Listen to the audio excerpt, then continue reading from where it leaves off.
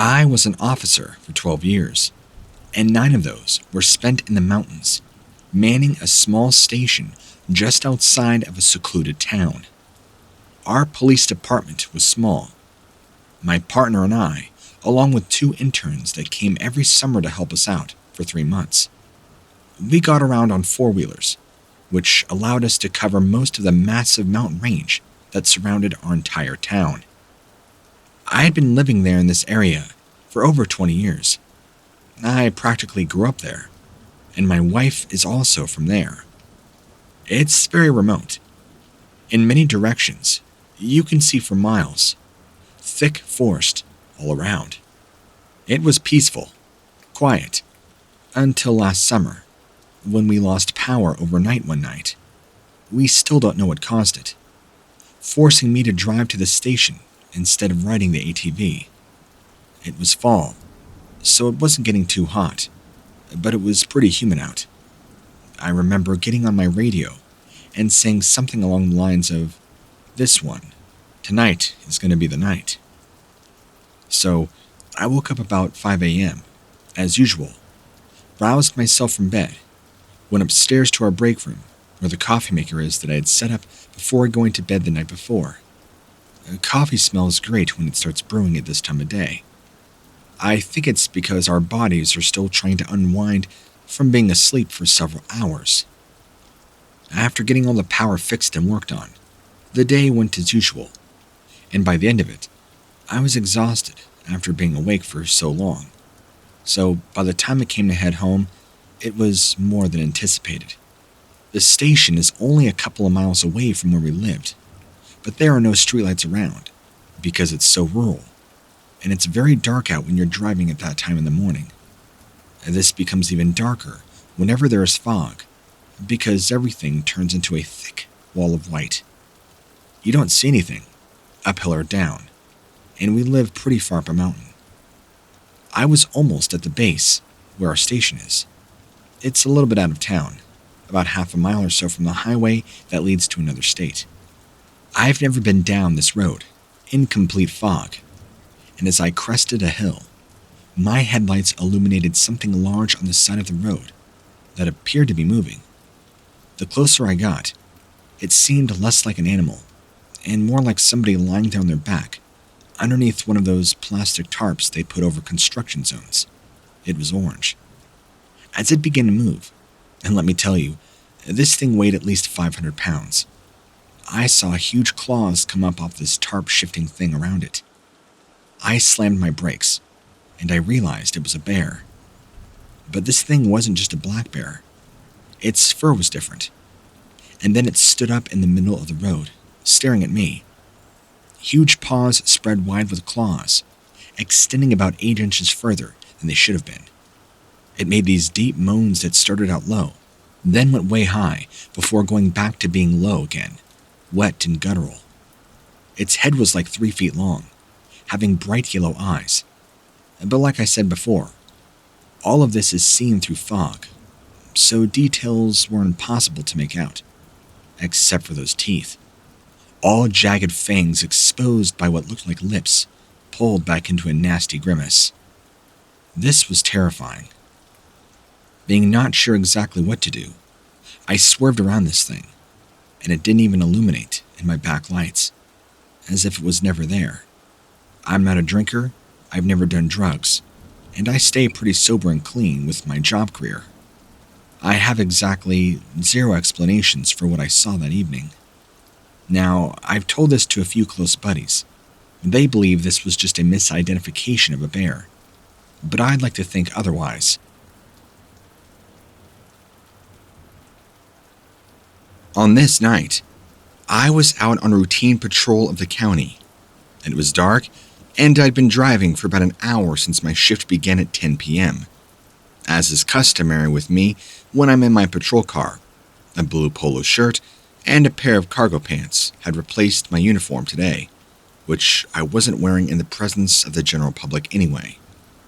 The windows were rolled down to let in some fresh air during this time of night. It's not too hot, yet still humid enough that you can't stand being inside your vehicle without air conditioning. It was now close to 2 a.m., and suddenly, something appeared on the road ahead of me. At first, I thought it might have been an animal, maybe making its way across the road into the nearby woods. But then I saw just how huge it was. So I slowed down to about 15 miles per hour just to have a better look in my high beams. And my initial reaction was pure fear, plain and simple. I had never seen an animal so big and so up close before, which is saying something, considering I'm 6'4" myself with a fairly large build. It was furry all over, except for there's patches of bare skin, revealing themselves on his chest, face, and so forth. They were black in coloration, instead of the brownish hue and the darkness of the rest of its coat. The hair itself seemed long, not like what you'd see on a long-haired dog or any other breed, but rather thicker and more plentiful. I don't think it was a bear, to be honest. It didn't have the face or head for it, and that description did not fit an earth sign creature at all.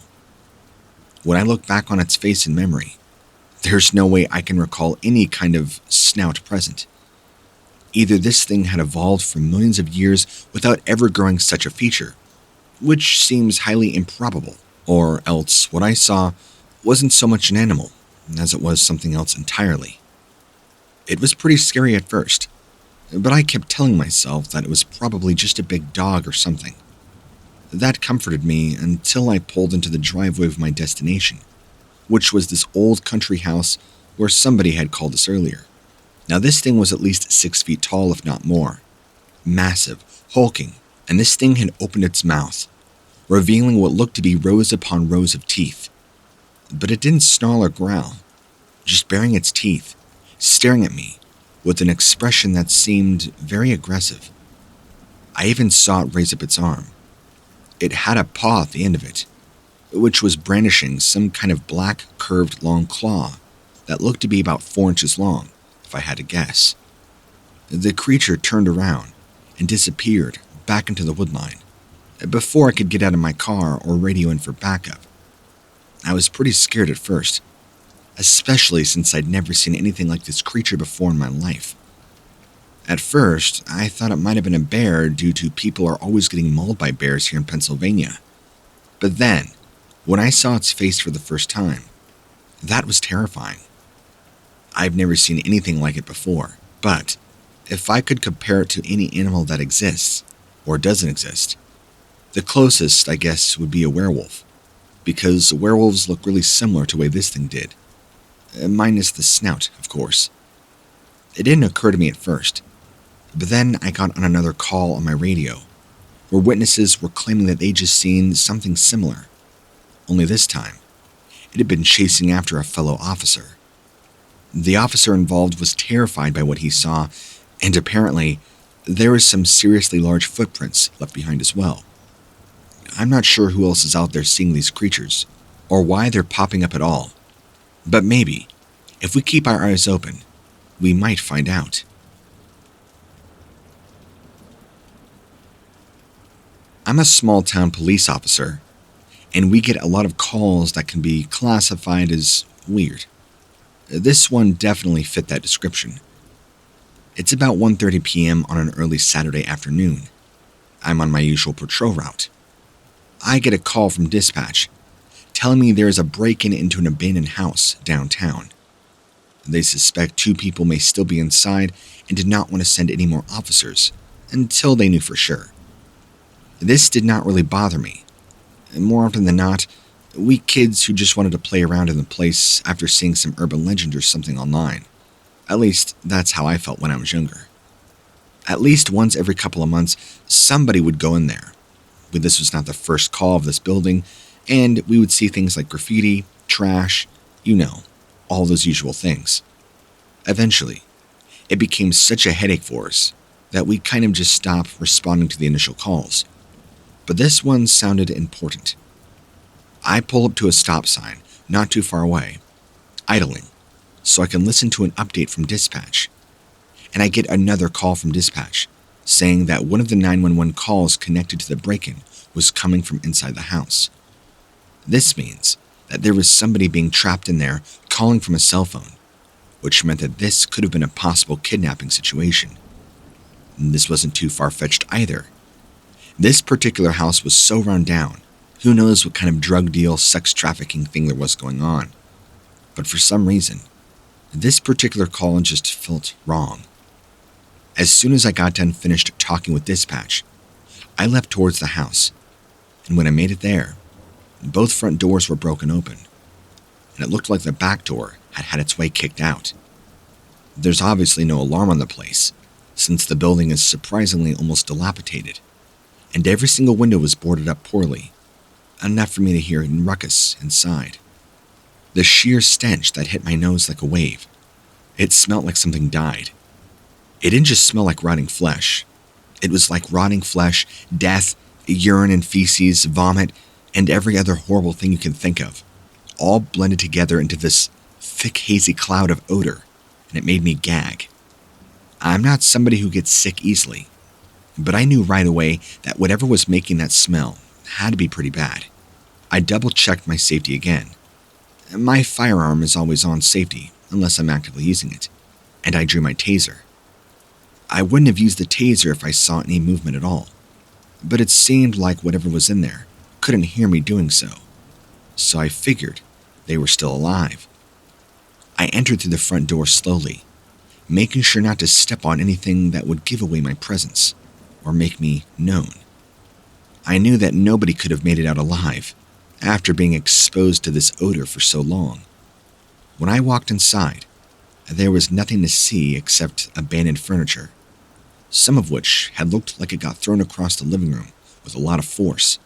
As I walked through the living room, I saw that somebody had spray-painted graffiti all over the walls. Most of it wasn't anything too special, just your average upside-down pentagrams and 666s on every wall. But there were a few pictures that stood out to me, due to how detailed they were, even though they looked like they were made in about 5 seconds with spray paint. Each picture had some variation of the same thing. A large human-like figure wearing tattered rags and robes, standing directly behind or over another person with some sort of knife, and the other person was tied up in some kind of strange apparatus. The background of each picture was black, except these sinister red-looking eyes on either figure. I was about to turn around and explore further, and that's when I heard the noise. It sounded like a very quiet moan coming from somewhere close by. My stomach started churning again, even worse than before. No matter how many times you see or hear something that sounds like that, it still makes your skin crawl. I called out, asking who was in here, but all I heard back was more moaning. So I called dispatch to give them an update on what I could see or hear, trying to keep the bile down in my throat. Dispatch, this is Officer Tegan. I'm here at the abandoned house on Main and Broadway. There doesn't appear to be anyone in here, but and right when I said I heard noise from down in the basement portion of the house. It sounded like thrashing around, and I couldn't be certain.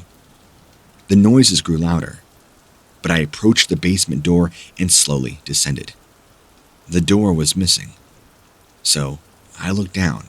It was dark.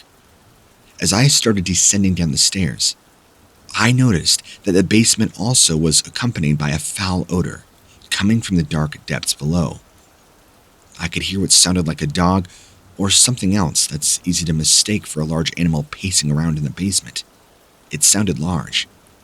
I called out again, demanding to know who was in there, and all I got back was a growl and a snarl, scratching and tearing. I figured some large rabid dog had been kept down here. I heard nothing, but then silence after a moment. So I went down another step. That's when things escalated from bad to worse. Out of nowhere, this unspeakable figure emerged from below me and started lurching towards me at the base of the stairs. I couldn't get a good look at it since it was dark, but I could make out the shape of what looked like a faceless man in tattered rags coming up at me. He wasn't just faceless, the man simply did not have a face, just skin.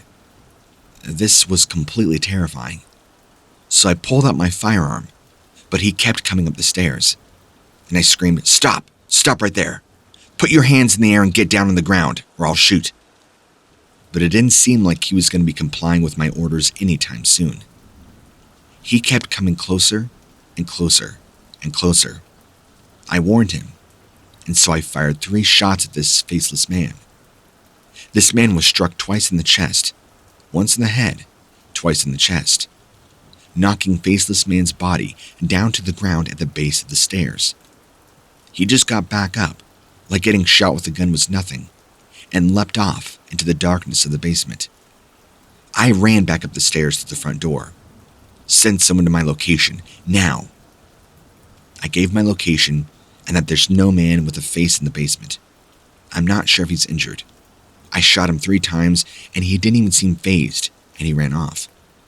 I'm not sure if this is due to drugs or if he's hurt or what. We need to get him into custody before he hurts anybody else. I took a quick look around my surroundings outside. I didn't see anybody or signs of anybody being around here. But I still think it's best that I stay put until somebody arrives to take me off this assignment. After a moment, a car pulled up, and the sheriff got out. He asked me what had happened, so I told him everything from start to finish. I showed the pictures of my phone, and he just kind of stared at them for a few seconds, without saying anything about them or even handing them back to me. At first, I thought I was going to get laughed at, or have him say something negative. But it seemed like whoever was inside those pictures wasn't funny anymore, which was also disturbing. After a moment, the sheriff handed my phone back again and told me that I was not to speak about this. And he said it with such an ominous voice that for a second, I didn't recognize my supervisor. I was sure he knew something about all this, but I didn't know what. The way he was acting, it just didn't seem right. He relieved me right then and there on the call that night. I went home for a while, and like I said at the beginning, there are many things as officers endure that can really shake you. This was one of them. I still am trying to process what exactly I saw that night.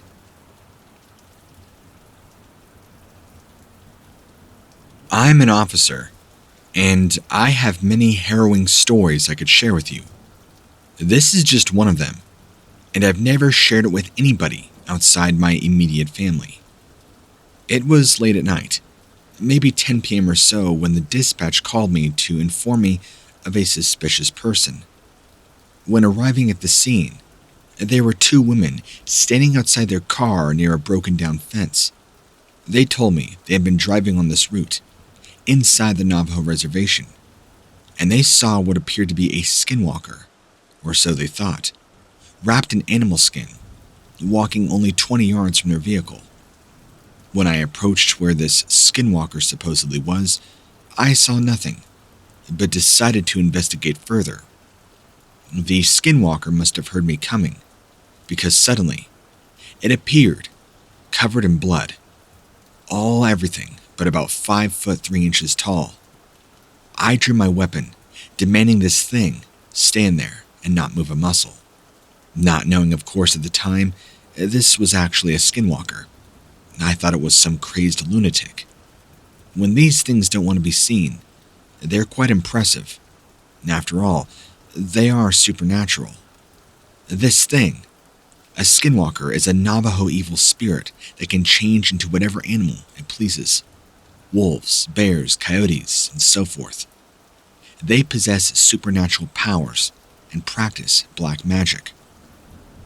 They are not to be messed with, and can shapeshift into any form right in front of you without warning. This being didn't say anything, just staring at me until it shapeshifted back into human form, which we all saw right before my very eyes. I'll cut it short, but this thing basically ran off into the night, and it was an old, frail man covered in animal pelts and blood. Completely changed my view of the supernatural and skinwalkers in general. I'm still trying to comprehend that this even happened to me.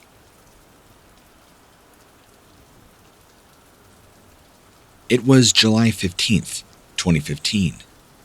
I was a second lieutenant in the U.S. Army and had been assigned to patrol our base for strange activities.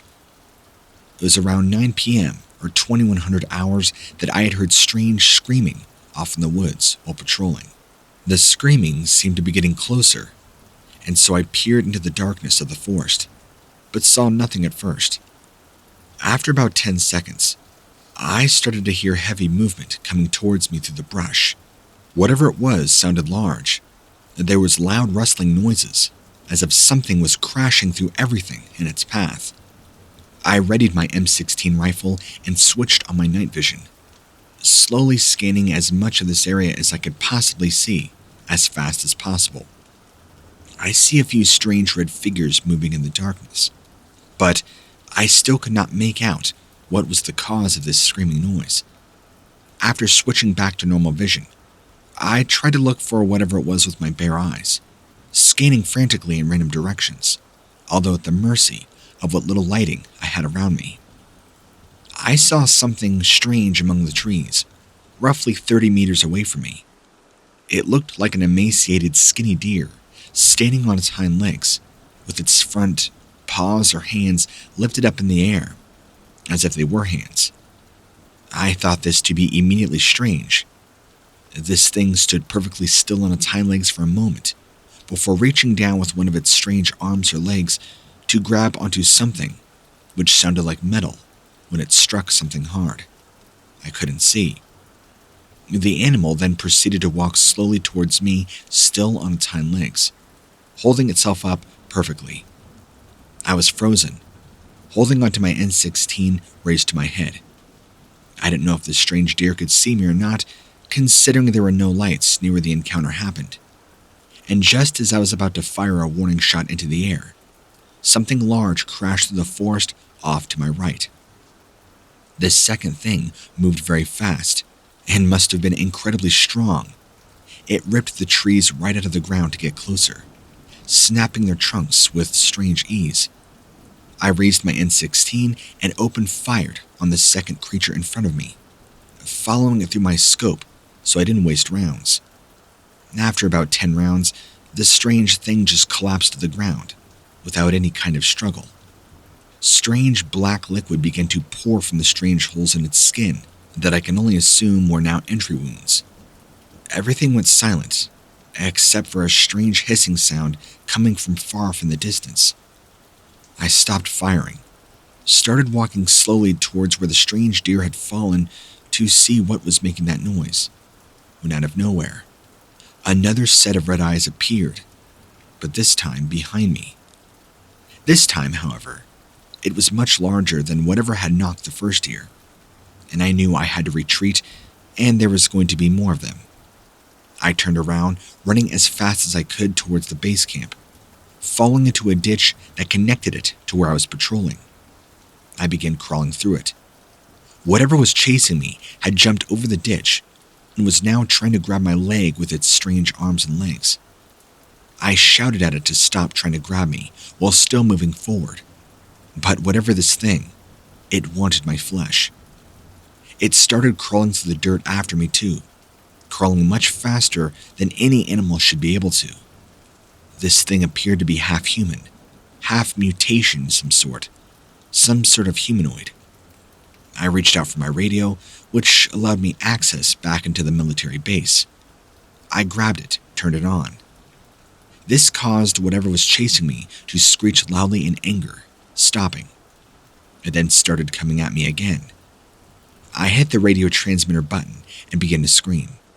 "Help me, I'm being attacked," over and over, hoping somebody would hear it, wherever they were. I reached the end of the ditch that connected with the base camp, just as whatever was chasing me climbed out of the other side. I ran towards the gate to escape back inside where there was safety yet again. But this thing wouldn't stop chasing me. It began running at me, right through our fences. Things like deer don't just run through fences without causing them damage. This thing was stronger than anything I've ever seen. This was something beyond human comprehension. And suddenly, two things happened. First, my radio fell silent, leaving only static in my ear. Second, the thing chasing me leapt into the air and reached down with both its arms and legs to grab onto my shoulders. I was too close to base camp gate to turn around and run away. So instead, I did something very stupid. I turned around, unsheathed my K-bar knife in one fluid motion. This thing didn't know what was coming. It continued after me with an unquenchable thirst for blood, its eyes glowing menacingly in the moonlight. And that's when time began slowing down. I raised at my knife, which looked small compared to what I'd just seen, but would still do some damage if I struck true. This creature paused its attack, as if it realized I had a weapon too, as I swung down as hard as I could, cutting deeply into its neck. I watched as this black liquid poured out from the wound I inflicted, slowing dripping to the ground below. It gave off one last hideous screech before collapsing to the ground in a heap, and started turning a strange hue of grayish blue. The eyes that once stared back at me with such hatred now looked like large marble stones carefully set into this thing's face, one that would never move again. And I stood there for what felt like hours, watching the body of this strange deer man thing, until finally others arrived and I blacked out from shock. When I awoke, they told me two things. Firstly, that I had been out cold for 18 hours, and secondly, the creature I saw also killed 3 of my men. I was stationed in northern Kentucky when this incident occurred. We were performing standard perimeter patrols after it got dark when we all heard these horrible noises, like a woman being murdered or something equally horrific. One of my guys went up to scout the source of the sound and found what appeared to be some kind of man with antlers, what he described as a hybrid of sorts, pushing over one of our trucks actually. When he came back to inform the others, one of these things trying to attack him. Another guy went out there with his rifle, shot at it while it ran off. My experience wasn't the first time we dealt with these beings. Days after, I was talking to a friend who was also in the military, and he informed me that a few years ago, they had a similar incident happen. They received orders from their higher-ups not to tell anybody about this thing. He said that they were never told to speak of this ever, even with their families. No one else knew what happened to him except for me. And to my knowledge, nobody else has been told about this, and I can't discuss these events with you over the phone because if I do, well, let's just say there's people who have disappeared for less than speaking on the phone about things like this. I'm going to keep this short and brief. You can call me Thomas, by the way. We'll be in touch. I have so much more to share with you.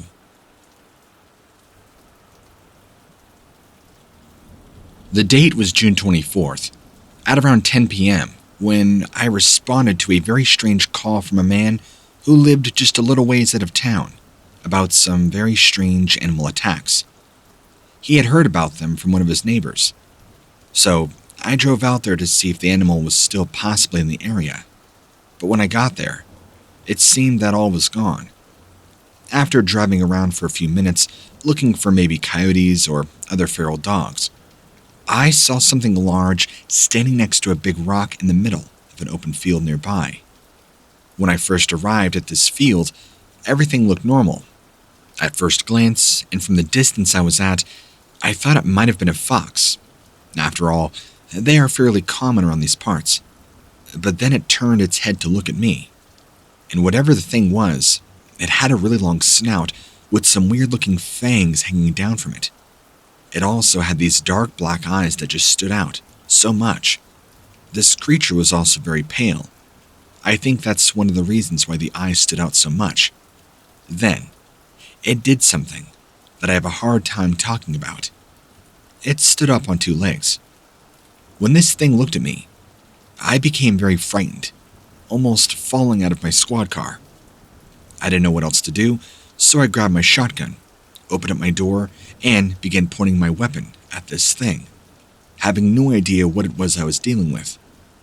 When I did this, it disappeared into the darkness without looking back. I got back in my car and went to call in a report about everything that had just happened, when something hit my windshield. The severed half of a deer carcass. Just then, I noticed something large moving in the trees, and I got out to remove this dead deer from atop my squad car. The whole time, my car's headlights were still on, but what I saw next is something I still cannot explain. A really big, dark beast with claws, and these huge horns leapt right out of the brush into the middle of the road, blocking my path. It then, without hesitation, charged at my squad car, making an incredibly loud sound that echoed. Imagine the sound of a lion crossed with an elephant. I'm talking loud. This creature jumps up onto the hood of my vehicle while it kept ramming itself against my windshield, until finally it shattered, sending me flying into the ditch. While getting up and running away, this creature made an ear-piercing screech that absolutely froze my blood cold. It ran after me for a few feet, then stopping suddenly in its tracks, making that same sound again before disappearing into the darkness. I was standing there, armed with my shotgun and my squad car now totaled, surrounded by these strange creatures in the forest. I called for backup. I had no idea what I was up against. And these creatures, let's just say the academy doesn't train you for these situations. I stood there, waiting for a response, but none came. So, I decided to try and find my way back, while these things were off snarling in the tree line. I had my shotgun at the ready, and I was about to pump these things full if I needed to. The same thing stepped back out into the open again and charged at me, full force. Let me pause here for a moment, because this is what this creature reminded me of. Do you remember seeing Monsters, Inc.? You might remember a character named Sully. Big, colorful monster, right?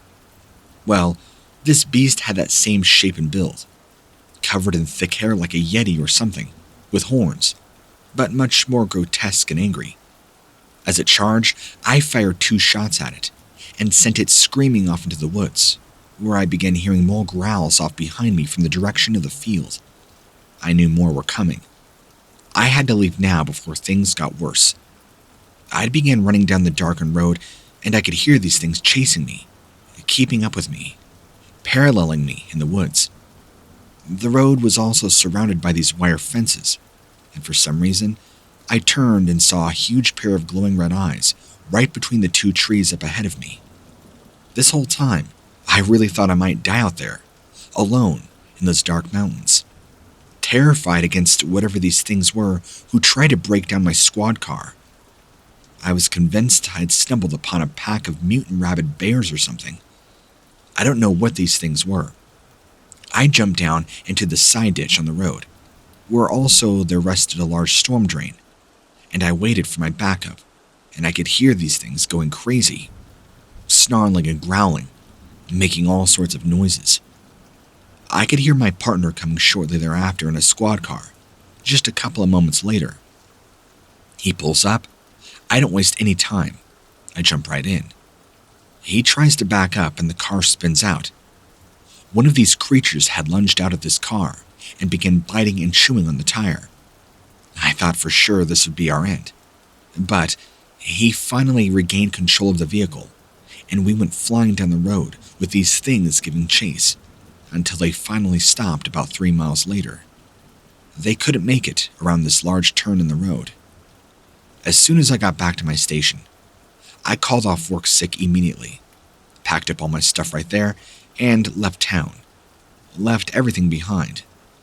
Whatever those things were, they were definitely not from around here, or anywhere else on Earth as far as I know. I've heard about that farm now on the same route, which I refuse to deal with. All around their barn are stricken with dead cattle, ripped apart and mauled up, only bones being left behind. When I got back to town after talking with other locals, my whole station was abuzz about this family and the animals that have been killed by these creatures. I'm terrified for anybody who has to set foot on that property. I'm telling you, these creatures were the size of a man, if not larger, and had ursing bear-like features. And they lurked in the shadows between trees and were very dark. I couldn't tell if they were all black or just dark in color, with only their yellow eyes showing. I thought I was going to die right then and there before even making it home. It was scary. It was like being in a horror movie to have 4 of these things giving chase at speeds faster than any man could run or hope to escape from. I, of course, felt relief that my partner was there with me when he pulled up. Otherwise, I would have been killed for sure by the looks of it. All their anger directed toward us, as if I intruded upon them without knowing their intentions. These things were hostile. These were animals I'd never seen, something from another world. I'm not brave enough to ever go back out there and check out that farm or those creatures for myself. I need to find out what those were, and how they've managed to exist all these years without ever being seen or heard. I didn't know such things were real until my actual encounter. But now it makes sense why there were so many hunters lost in those woods over the past decades. These were definitely werebears from a horror story coming true right before our eyes. Like I said, they were easily the size of a man or a bear, but with the face and body more akin to a human, with werewolf-like traits. The entire experience was so terrifying, I can't believe this was even real. I wonder what story will be made up by the public to cover up the truth about the hunters getting lost, and all the mishappenings that have been happening. I have zero clue if there's a connection. After all, the public would never believe such a thing. The encounter has affected me in a way that would have shaken any rational person. Hard to leave without missing a beat. To me, I'm just glad to get rid of that horrible memory as much as I can. I'm lucky I lived. I feel silly calling it this, but maybe it really was a werebear. I need to find out what these things were and how they've managed to do this long.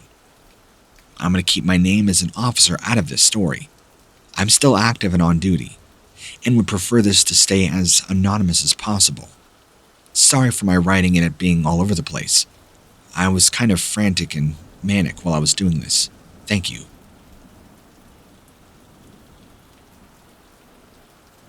My partner and I were out on our morning patrol when we saw this strange creature out of the corner of our eyes. It was large, hairy, and had these amber eyes. At first, we thought it must have been a bear, but as we got closer, it did not look like anything of a bear. So we stopped the car and decided to take a closer look. The way it was acting looked like it was potentially hurt. Again, we thought it was an injured bear, and we needed to remove it from the situation. As soon as we got out of the car, it started growling at us. We stopped dead in our tracks and looked at each other. What do we do? We shined our lights on it to get a better look and were horrified to realize this was no bear at all. This was some type of humanoid being. It looked pissed, reaches down, and you could tell it takes strength, and pries open the bear trap that it was stuck in like it was nothing. It then looks back at us like it was getting ready to charge. We instantly realized this is not a bear in any way or any animal we knew of. Nothing is capable of pulling a bear trap apart like this. We made sure our guns were loaded and ready to go. It then took a couple of steps toward us, and that's all we needed to see. We got back in the car and decided to get out of there ASAP, speeding away. The strange creature looked exactly like what people have described to be Bigfoot. Now, I'm not much a believer in those kinds of things, but let's just say that this early morning perhaps changed my opinion on all of that. As for my partner, I think he's still a little skeptical. I think he even believes that it was partially a bad dream or just a bad vision or something. How else do you come to terms with these kinds of things?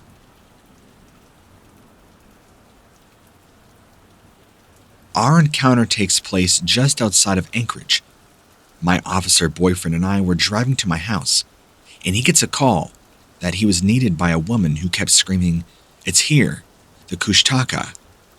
My boyfriend and I were confused. He didn't think anybody else knew about the legends in this area, besides a couple of officers and a few people here and there. Before he could even finish the call, this being steps out in the road about 100 yards away, causing my man to halt right on his brakes. And right before our very eyes, there it stood. Dark black fur, no nose or tail, small pointed ears, and sharp covered, blood yellow teeth. It was about 9 feet tall, very slender and skinny. We were all sort of just frozen in place while staring at this thing, what I guess you can call a skinwalker. I began sobbing uncontrollably out of fear, and my boyfriend, the officer, starts reversing, and this thing slowly begins making its way towards the vehicle. My boyfriend does a 180 and speeds off. Then, this thing begins flying after us. My boyfriend floors it even more, and this thing is now catching up to our car, while suddenly just disappearing. All of the police protocols kicked in, and he immediately got online with dispatch, and I just kept praying to whatever God would listen that this thing did not follow us home. We went to my house, where we were both terrified. It was dark at this point. Thankfully, nothing had followed us back here. My mom had heard me whimpering when I came into the door. She'd asked what had happened. I told her about our encounter with a skinwalker. That was the only encounter we've ever had, although there have been a few other close encounters in this area before and after. In fact, one time, there's a local tribal elder who told us that they saw that a Kushtaka's way of luring prey to them was by taking on human form, and they appear as deformed, strange humans. But as you get closer, you can see their true demonic nature. Get too close, and they'll snatch you up into the woods. He also reminded us that these creatures can be killed by bullets or decapitation. Otherwise, the flesh will regenerate back over time. They even take the form of these strange creatures like the one we saw that night. They are to be avoided at all costs, and we are to try our best to not speak of them, mention them, write about them, or even think about them. I figured enough time has passed now that I can safely write this to you, while my boyfriend and I are still together and he still serves on the force. It's a whole other world out here in Alaska. It ain't like down there in the other 48 states. These things own the woods up here, and if you're not careful, they will own you too.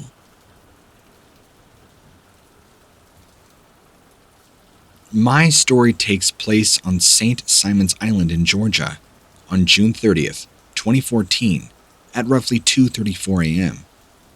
I was called out to the island for a strange sighting that had been reported by some campers nearby. When we got there, they told us what had happened and where they saw something strange. They said it looked like a strange creature about 5 feet tall with glowing green eyes, strange hands, and almost bent over like an ape, walking on all fours. The night was calm and somewhat chilly. No one around us except for the campers who saw whatever this thing was. I didn't want to go into the woods with them, but my partner insisted that we needed to investigate further, just to see what they were running from.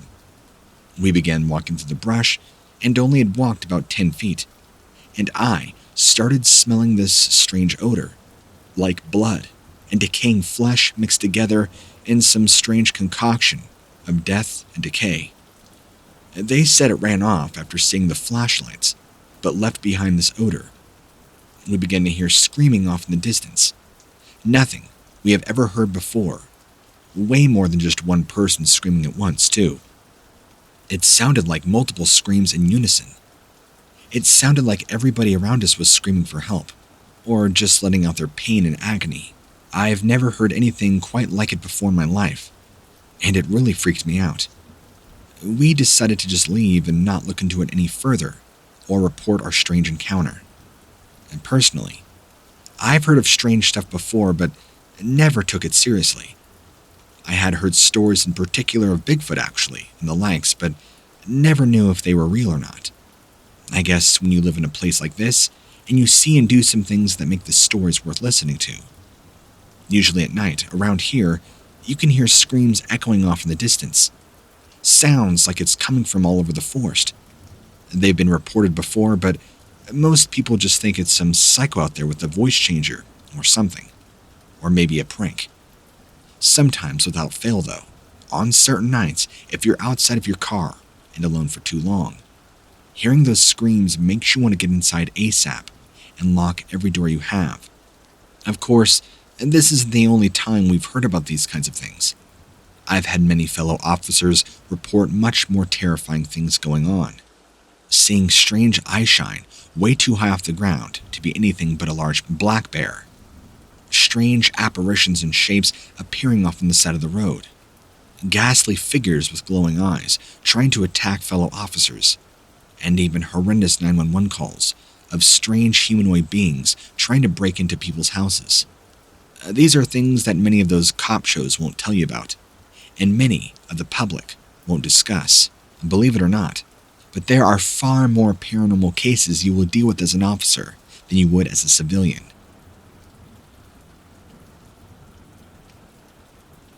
I used to be a 911 operator for a county's name I will not mention. I've personally received all sorts of very disturbing calls. But this one I'm about to share is one of the few that really stick out to me. I can't remember the exact date or time of the day it happened, but I remember some of the details as they have been forever burned into my memory. The original call came from a female whom was frantic, scared for her life. She refused to tell me where she lived, but I was able to narrow it down by the way she described her surroundings and some landmarks that were within eyeshot of her location. It took roughly 5 minutes for the cops to get there. By then, this frantic woman had already locked herself into her house, equipped with a baseball bat in hand, ready to defend herself against whatever was trying to break in. The officer slowly approached the front door of the trailer involved, shining his flashlight into it as he cautiously approached. He could tell something large was on the other side of the trailer, thrashing around, trying to break into it, ripping and tearing at its walls and windows. He called out to this thing, asked what it wanted. He just assumed it was some methed out drug addict. But the only reply he got was a loud, deep growl, instantly telling the officer this was no human. The officer proceeded to unload his gun into the sky to hopefully scare off this large bear, or so what he thought was a bear. And he thought it worked, because whatever was making all this noise fled into the woods. Although, by fleeing, he could hear how loud it was, and that it was ultimately on 2 legs and not 4. The citizen who called 911 had never heard of Bigfoot before, and was not any way aware of what she might have seen that night. She claims it was one of the most terrifying things she had ever witnessed in her life. That's why she called for help immediately after, and this thing had fled. After speaking with this woman on scene, this officer decided to do some research about what she saw, and knew it wasn't anything like what we've seen on TV or read in the books about Bigfoot, or what is depicted as Bigfoot, also known as Sasquatch. So I myself have also done extensive research on these same types of creatures. They're very real. I've done enough to tell you that it is very unlikely for this thing to be some sort of bear or anything like that. And this lady had seen something else entirely, and if she ever sees it again, she'll recognize it immediately, especially if they're trying to break into her house. I've also contacted the local wildlife authorities who were aware these types of creatures existed, although more in rural areas, more specifically around farms where livestock are also present. They told me that Bigfoot sightings are actually quite common, especially in this part of the country, but they typically don't go after people unless they feel threatened, or so they tell me. So, why would one act out against a human like this and try to break into a trailer? Well, from what I've gathered from talking with this alleged eyewitness, it was maybe acting out of curiosity, but I'm not too sure. And before writing this up, of course, I've spent several hours speaking to the officer who had arrived on the scene in question. He spent a lot of time reiterating to me just how serious the situation was, and how when he realized this wasn't a bear or some large animal, and that it was actually something on 2 legs, he knew he was scared and he was in for something that shouldn't be there. As a cop, I have seen it all. Drunk drivers, meth heads, speeding tickets, even a few dead bodies that were clearly the work of some sick and twisted killers. But nothing could prepare me for what I saw that day. This was the night I saw something that couldn't be real. but with my own 2 eyes. Yes, I saw it with my own eyes. And I know what I saw. Nobody will be able to ever convince me otherwise. I'm just glad our small town is sparsely populated, so very little happens here at all. Now, I haven't always lived here. I used to be a cop over at a much bigger city where I dealt with much more heinous crimes, like murders and disturbing things the general public would never want to deal with. And on this night, we would get quite the shock when a woman by the name of Mary Hawkins, her name completely changed for the sake of the story, called out to us at about 2 a.m., reporting an incident outside her house. She's a young, attractive woman, in her early 40s, and is known around town since she's lived here for decades. She said something was happening at the back of her property near the tree line. I'm the officer who personally responded to the call and checked it out. There was nothing there that I could see, so I drove straight to her house after that, thinking perhaps something had been messing with her. I figured an animal or something. When I arrived, though, at her door, she looked shaken up, but instead insisting that she saw something very weird outside.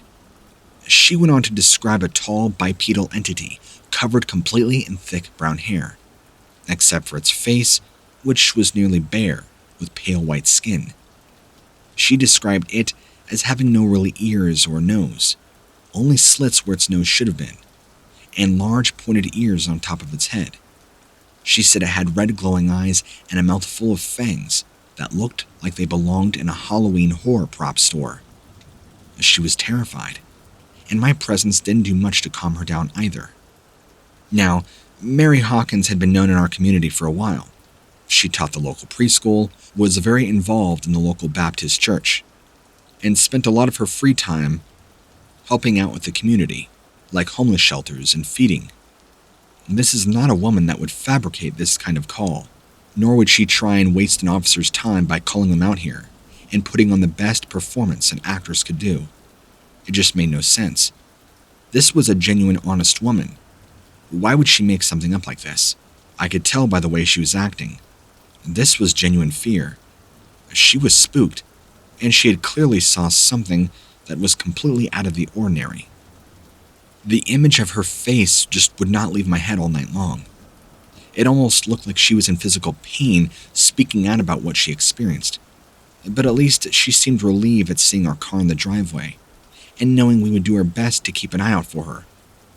I actually didn't end up going back to Hawkins until around noon that very next day, which was strange to me, since I'm usually eager to get rid of cases as quickly as possible. But something about her case felt different, that I had to go back and check up on her. Now, so many thoughts were racing through my head on the way there. How could something like this happen? Was this simply just an animal misidentification? I don't know. So I arrived and rang the doorbell, patiently awaiting for Mrs. Hawkins to answer. She answered, tried to smile, and you can tell she was still shaken up about last night. Maybe she thought we'd found new evidence, or perhaps found the creature in question. But we did not have what it took to solve this mystery. At least not yet. We walked together out to the backside of her property, again where she originally spotted this thing. And once more I explained to her we couldn't find anything. But then we both heard it. This scream that echoed throughout the entirety of the property. It was so loud and shrill, we both froze when I heard it, and Miss Hawkins fell to the ground sobbing. That's when I looked over for the first time and saw the creature Miss Hawkins had described. What I was looking at was a werewolf-like creature, probably about 8 or 9 feet tall, long shaggy black hair all over its body, and the only parts completely visible were its hands and face. The creature's hands were very similar to a human's. They were larger, had coarse black fur sticking up from the back of its hands, and its face looked like a wolf's, except, unlike what she described to me, this thing actually had a very large snout, and no slits for noses. But as it got closer, it was salivating, revealing sharp white teeth. This thing was slow at first, almost acting cautiously. We knew in that moment we were in danger. I told her, "Come on, we gotta go." And we headed back to the house where this creature was heading for, in our direction. I fired a few rounds at it to deter it, but it didn't help much. At that point, it felt like time had slowed down a bit, and I remember just being able to think ever so clearly. This wasn't going to be a normal day, and if this thing got inside this woman's house, it would mean the end. I took aim again as it ran back into the woods, just as I was about to fire off another round, and this creature disappeared. It was like watching a predator. It just sort of dissipated. Mrs. Hawkins, of course, was now completely traumatized, more so than last night, after seeing this thing again. As for me, I'm not really supposed to be talking about this, but I feel like with your channel, it's a line of communication that should be open. We as protectors of the public need to make this stuff known. I'll end the email for now, but know that these things are very, very real.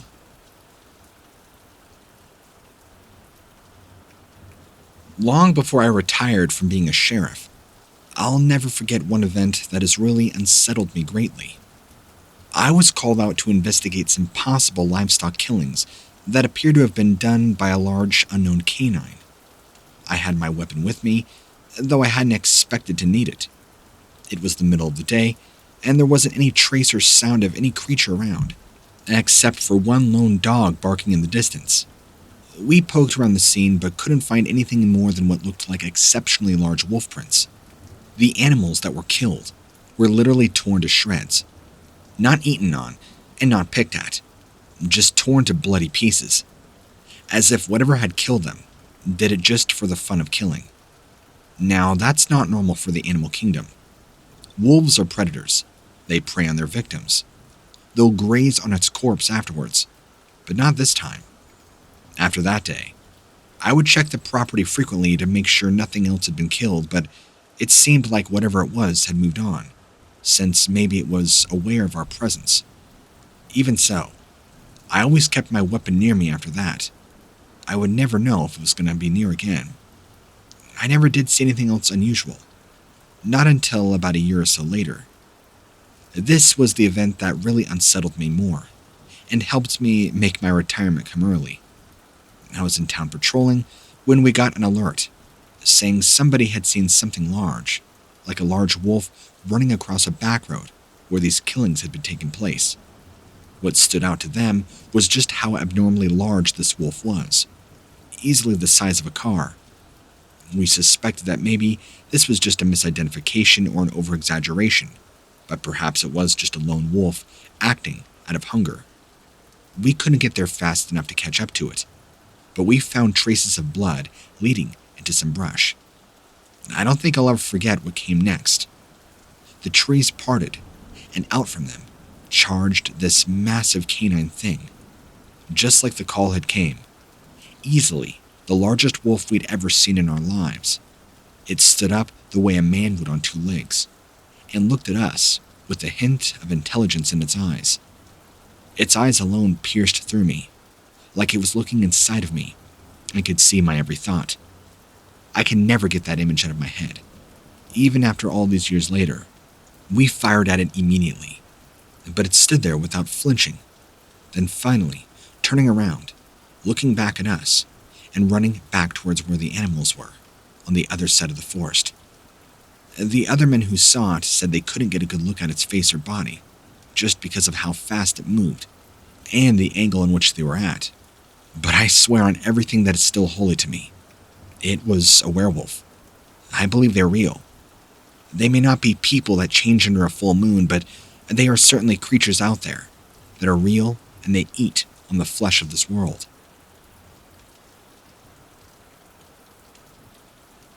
I was a part of a special military police team in Washington State back in 2009. I was only 19 at the time. We had to do SWAT team training exercises all across the state, which meant we wouldn't have time to access our hometowns for several days at a time. This particular exercise required us to be in a small town, which I won't name, but it's about an hour drive from eastern Washington, specifically Spokane. It was already late at night, and we pulled up. Everything was quiet. It seemed like a peaceful small town, and the residents there seemed very secretive. They didn't go out much. It's a quaint community, full of artists and musicians and creators. I could see why they would be weary of us. This location made perfect for our training exercises. There was an old farmhouse we used on the outskirts of town with some woods, containing all sorts of various wildlife. We weren't afraid of being bothered. This meant that there were plenty of places we could practice hiding and taking cover. Every member on my team had been briefed with this information during and before, including all the locations inside and outside the building where possible threats can come from. We weren't expecting any trouble, but we had to be prepared. It was sometimes hard getting a grip on my squad mates who were double my age. I guess they never truly anticipated somebody as young as me getting onto the force. We did performing training exercises in pairs or teams that night. We never had too much incident, aside from your typical banter that you would expect amongst us guys. The team members were also assigned their respective rooms beforehand, which they were responsible for guarding, while others rested. Made sure the downstairs level was secure before going back upstairs, where they were assigned various sleep locations all throughout the house, depending on the room and the guard. After everybody had a place to sleep, we would make sure the doors were locked and secure. I was one of the last people to go upstairs. I had been assigned as team leader that night, since I was the most experienced agent, at least at the time during this exercise. It was already well after midnight when I finally got up there. I walked to the main hallway where all my teammates slept, trying not to think about their latest fart jokes or weird sleeping positions making it difficult to walk by them. The old wooden floor creaked up with every step, and almost certainly woke some of them up. But since everything seemed quiet and calm at first glance, they must have just assumed it was another creak from the old house. I got to the room that I was supposed to sleep in, which was this old, dusty, what I believe used to be maybe a library or something. I laid down on my bedroll, and I was out pretty quickly. The rest of the night was fairly inactive. I spent most of my time there trying to get some sleep. But a noise awoke at around 3 in the morning, when it sounded like somebody outside was frantically slamming on the door, trying to get in. I jumped out of my bed, thinking something terrible had happened, since that was one of our procedures when the team leader hadn't checked in after a certain period of time. I woke up to a frantic screaming and gunshots. We were being attacked. I opened up the door and saw one of my squad members about 10 feet away lying on the ground, not moving, blood pouring from his neck. The room was trashed, things scattered. In front of me, I saw yet another dead member of my team, being dragged out by something large and hairy and incredibly fast. To this day, I still have nightmares about what happened. The creature that had been holding on to him looked somewhat canine, but also somewhat human. It had huge paws which it worked like hands and long black claws attached to them, dragging and digging underneath the floorboards to get faster. It lifted its head to take notice of me as I stared at it in absolute horror, and it and I made eye contact. The creature was massive too. It had to be at least 10 feet tall and much wider than that. It looked like a werewolf, or something out of The Thing, or some other science fiction horror film. It moved fast, using its claws and paws to rip apart my team members who were still trapped inside their respective rooms. I could hear them screaming from behind, closed doors as this creature ripped through everything in sight without remorse. I ran around the side of my house where all of our vehicles were. My gun was inside one of them, so I had to get there quickly. I made my way around the building and started trying every door in every vehicle we had, but it seemed like they were all locked up for safety purposes and nothing was going to happen. I decided that my best course of action would be to break a window on the closest car, which was an unmarked cruiser, get inside as fast as possible, and after smashing through one of the back windows, I unlocked the door manually since pressing the central lock mechanism didn't seem to work. Even if the creature was close enough to see me, I was going to make a run for it. I looked behind me as I got into the vehicle and saw the werewolf-looking thing crouching down next to one of the front windows inside.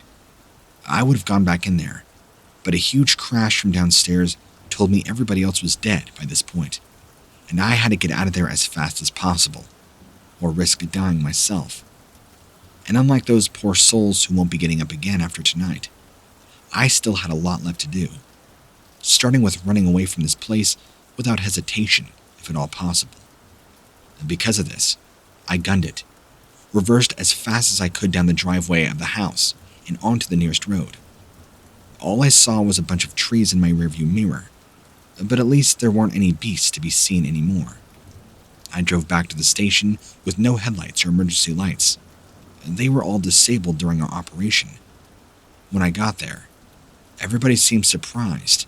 The next few days after that were pretty surreal. The paramedics who came to pick up the bodies said there weren't any survivors besides myself, and nobody was going to believe what happened out there. I began having uncontrollable panic attacks, spent some time in a mental ward, and my mind just kept replaying it over and over again, until I couldn't function properly anymore. It's been many years since this happened, but I remember it, just like it was yesterday. If anything, at least I know what kind of monster killed all of them, and I can't fathom its existence. All the way up until today, where they put me in early retirement, I never saw another one. Since then, of course, I've heard of other stories about these creatures, existing in various parts of the world. It makes me wonder why nobody else tells you about these things when you're a cop, especially in more rural areas, where they seem to be sighted much more. We've seen a large uptick in these creatures' activity in the past 10-20 years. They are unlike anything I've ever seen, and they're almost invisible when they move. And it was like nothing I'd ever witnessed before in my life. Something I hope to never see again. They were human-like, but with a demeanor similar to an animal, and unlike anything else I've come across, or anybody else for that matter. It wasn't afraid of us, even though we were armed. We had no idea what we were dealing with, since this was kind of one of those things that isn't supposed to exist in real life. But after going through everything myself and seeing the aftermath, it's a wonder that more people don't know about these things existing, right under our noses. I can only assume that they must be some sort of mutated species from all the chemicals running through our water supply. That makes them monsters. I don't really know how else to end this, other than I hope you enjoyed the story, and know that I've dealt with tremendous PTSD and all sorts of mental, debilitating issues stemming from this.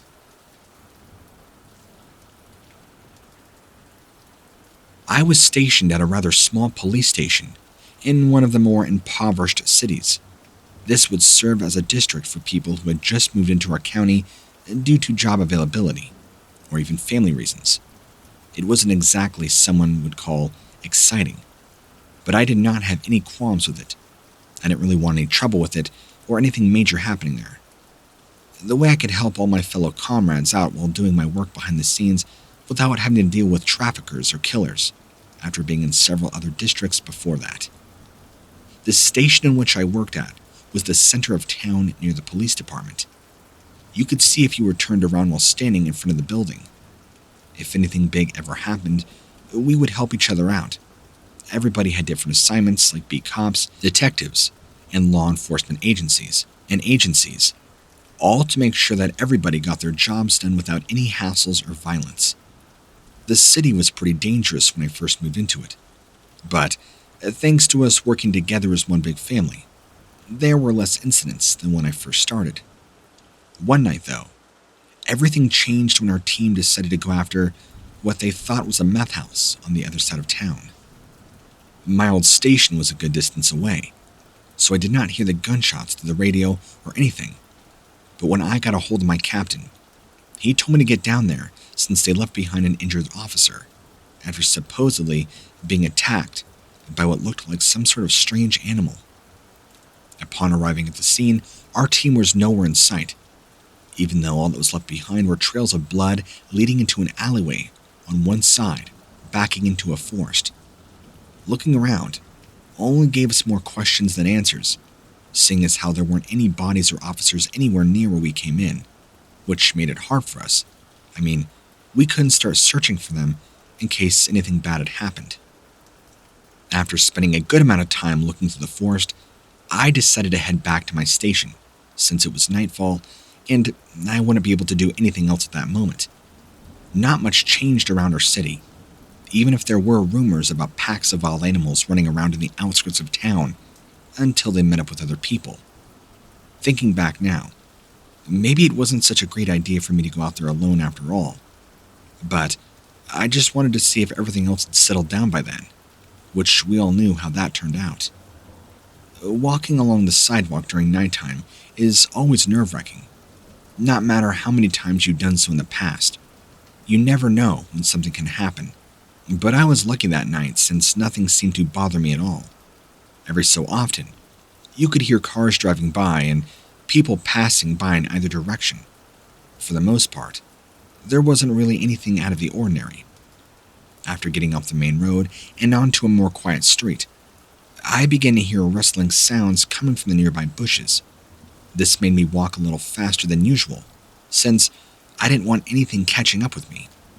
Not long after that, however, I heard footsteps directly behind me, and for whatever reason, it felt like something was watching my every move.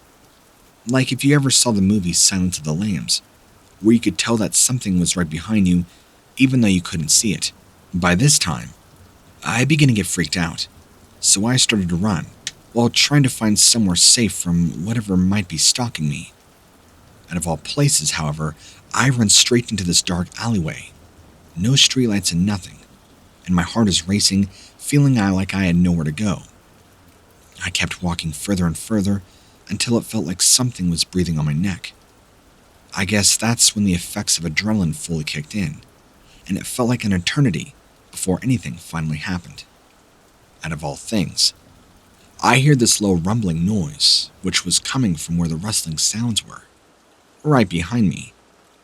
Terrified after seeing what looked like some kind of dog or wolf-like creature in the shadows, I turned around, but by then, it was too late. It pounced on me, bit down hard on my shoulder. I don't know how I was able to do it, but once the creature let go, I ran as fast as I could, even though my shoulder felt like it was on fire, blood oozing down.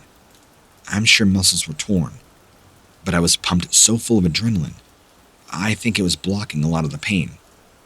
I got back to our station, and right after opening the door and running inside, my captain quickly saw, and I lost consciousness. I don't really have an answer for what occurred that day, but I can tell you now, it was more real than the worst nightmare I've ever had.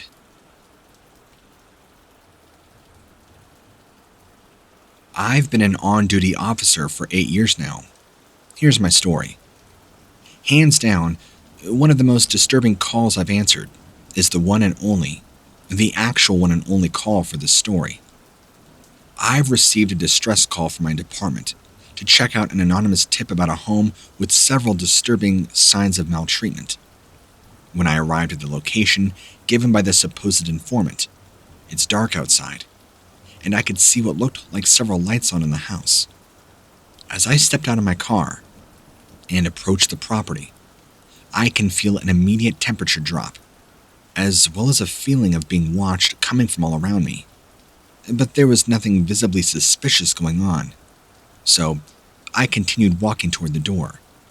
The front yard was pretty bare, except for a couple of trees swaying slightly in the wind. No sign of anybody approaching the house. I ring the doorbell. Wait a minute. No response. I try again. Still nothing. At this point, my discomfort is growing exponentially as I notice sounds from inside the house that sound like wild animals. Note, these were not animal noises either, or normal animal noises. My next step is to knock hard on the door, but there's still no signs of life from inside, and it seems everybody in there must be asleep or something, maybe ignoring my knocking. Suddenly, these strange noises coming from within stop, and it's eerily quiet again outside. So I duck out of sight under one of the windows near the front porch, in case somebody opens up and finds me right at the door. As I look up at the windows to to see if one of them might open silently on its own. A shadow, darker than the night itself, starts moving around in one of the windows. Then, it moves to another window, and another, and so on. That's when this woman opens the front door, in a small cloak, and kind of famished looking. She drops to the ground and starts convulsing, with blood pouring out her eyes and mouth. Of course, I'm trying to help her, saying, ma'am, are you okay?" calling for backup in 911. And after that, she stops convulsing. I've checked for a pulse. She's dead. I can't even begin to explain what had just happened in front of me. And suddenly, I'm only maybe 2 or 3 feet inside the house. The door behind me slams shut. All the lights go out, and I feel this immense presence of evil surrounding me. And in that moment, I knew I was dealing with some sort of supernatural force. And to make matters worse, I could feel that there was something in the house with me. I get back on my radio, and now it's completely dead, not working at all. I pull up my flashlight. My flashlight is completely dead as well. So I turn around to try and open the door. The door is locked and will not budge. Now I start to shake the handle violently, banging on the door, trying to get it to open. And in that moment, I could hear something walking down the hallway towards me. Thud, thud, thud, thud. Something or somebody incredibly large coming down the hallway. Remember, this home is now pitch black, and I'm beginning to get scared like no other. I felt like a little boy lost in a haunted house. And here I am, a grown man of 37, armed to the teeth, as any officer is. So I pull up my gun and point it in the direction. I yell loudly who I am, and for them to stop. There is a brief pause. Thud, thud, thud. More footsteps coming closer in my direction. I was beginning to get very nervous. I felt that somebody was coming towards me, and with it being so dark, I had no way to see who or what this was.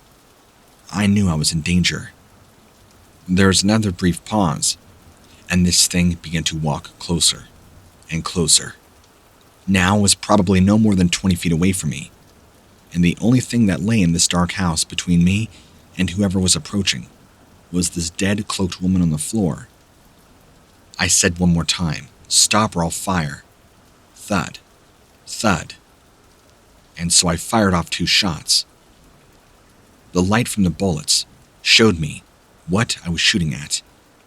Surprisingly, it was nothing. Nothing human, for that matter. It was just a large black shape. It was the shape of a human, but I couldn't tell what it was. I immediately turned around after now getting within 10 feet of me, and pushing the door as hard as I could, it opened, and I flew out, tumbling out onto the porch in the yard, turning around quickly by standing up and pointing my gun. Nothing I could tell was standing in the doorway like I thought. It was just pure darkness. I turned back, ran towards my car, got on the radio and called for backup immediately. I told them there was a deceased person inside the house. I ran back to the front yard and pointed my gun completely at the front open door, expecting whatever was following me in the house to step out. It never did. I kept my aim steady until a couple officers showed up with me. They thought I was going crazy, but I explained to them until they shined their flashlights in, only to reveal nothing, and they saw the deceased person.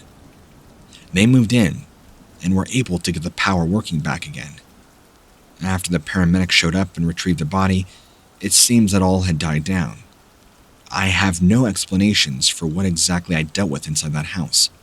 I have no idea why this small woman, who was very old, was in a dark cloak.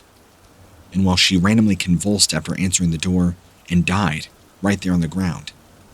And what this entity was that was approaching me from the backside of the house.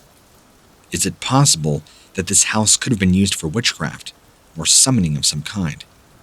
I know that sounds partially science fiction or even fictitious, But there is something not right about this house.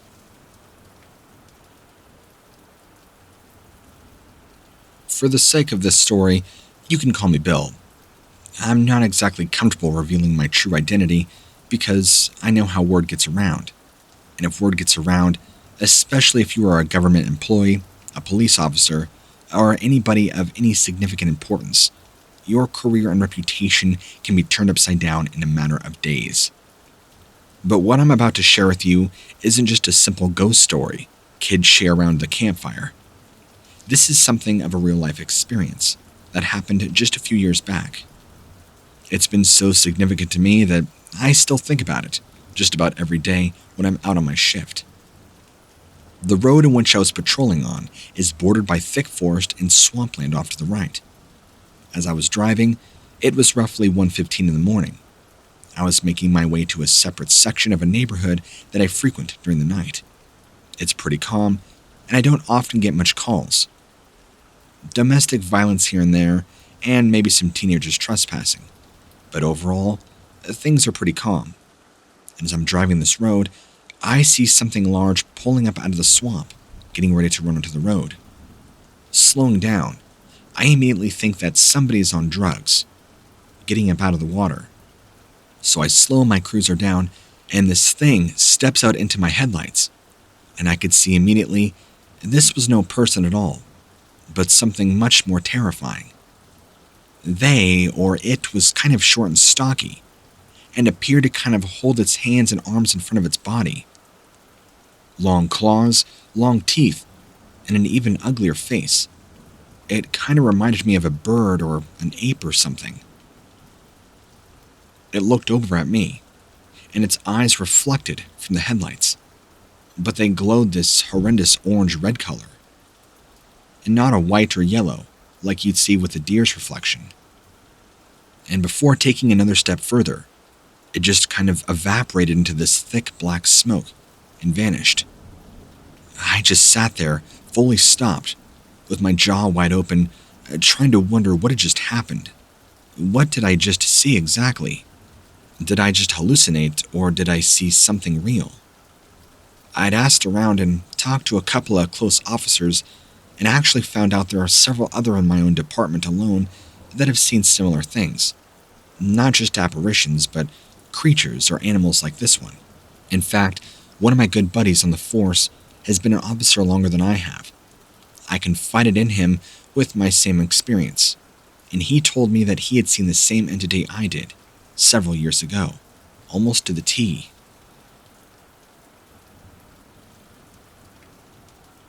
I was driving down a long, winding road when I saw this oddly reptilian humanoid at the crest of the hill. We approached it cautiously, noticing that it stood around 6 feet tall and weighed roughly 100 pounds, very frail. Its skin looked to be covered in scales like those of a snake or a lizard, and it stood on 2 digitigrade legs, one limb ending in 5 very long clawed toes, and another ended in 3 long clawed digits that seemed even sharper than the others. It had humanoid arms which hung down very low at the hips. Each arm ended in 4 clawed fingers. This reptile's creature's neck was short but very thick, and its face looked like that of a reptile, with 2 large eyes. It just stood there looking at us with what seemed to be this emotionless expression on its face. We drew our guns, while my partner got out of the car to cover me, shouting at this thing to put its hands up so that they could shoot if things went bad. Of course, we thought it was some nutjob in a Halloween costume, but the way it moved and acted told us otherwise. It didn't even blink. Its face continued staring at us with this emotionless expression. It stood still like a statue, and the officer began to feel very unnerved, well, both of us did. It kept this strange posture. This thing took a step toward us, as if trying to intimidate both of us, showing fear. But my partner specifically was already pointing his gun straight at this thing's chest. So I drew my gun higher and shouted at it again for it to show us its hands. Without warning, this creature sprinted up towards him in a burst of inhuman speed that appeared inhuman and alien. My partner rapidly fired 2 shots into its chest, which caused it to fall to the ground. But then I heard my partner scream in terror as something behind us moved across the brush near our car with also incredible speed. Suddenly, I heard a shot fired from my partner's gun. Without warning, there was rustling sounds behind me, so loud it sounded like something big had crashed through some thick brush near our car. When I turned around to see what it was, whatever it was had run off so quickly I could not identify or keep track of it. We got into our car and booked out of there immediately after, seeing that creature fall to the ground dead. We didn't report what happened because both of us were scared by this thing.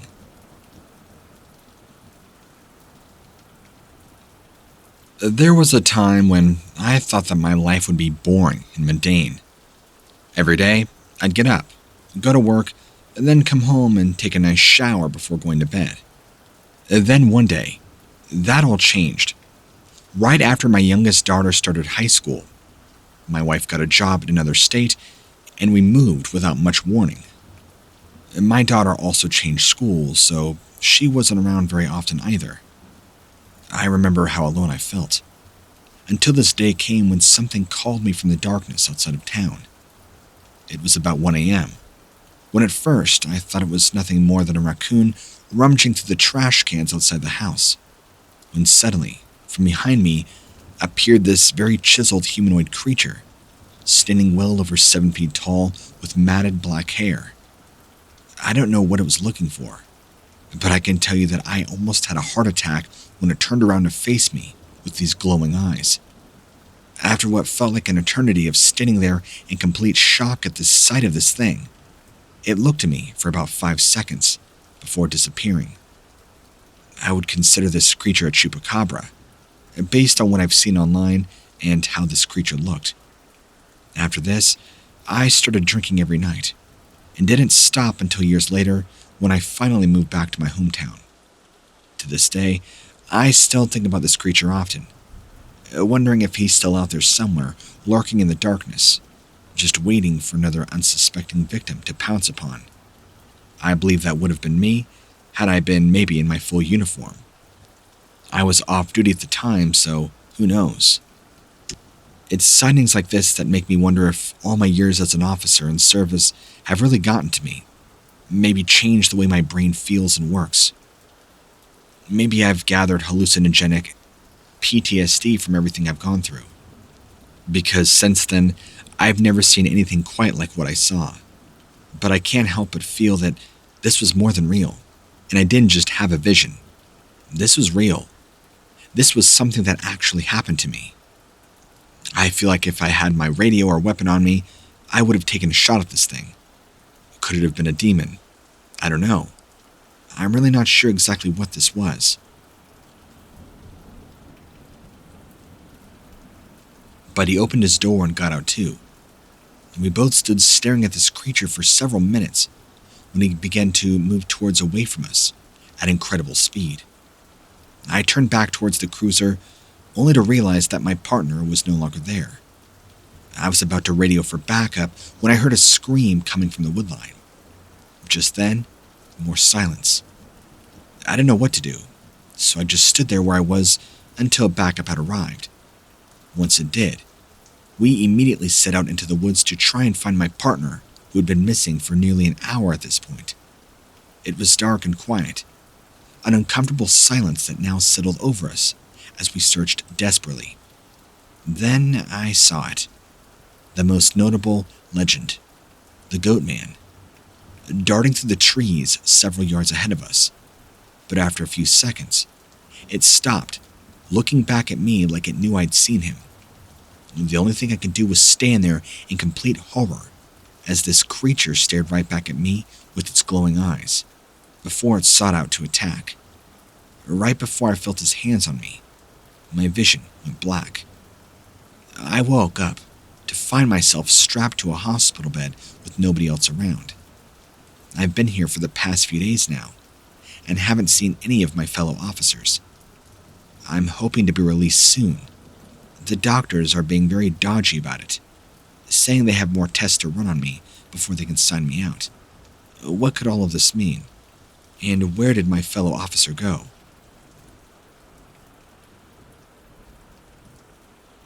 First off, let me state for the record that I do believe Bigfoot exists. I'm not huge into UFOs or aliens, but I know what I saw.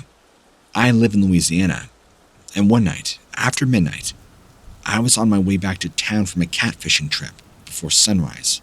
My wife and kids were in the car, and we were headed west out of the swamps, right before you get to New Iberia. Right off of 837, before you hit the bridge, there's this old overgrown railroad track that runs alongside of the road for about 100 yards. It crosses the highway and dead ends, so no traffic is on there at night.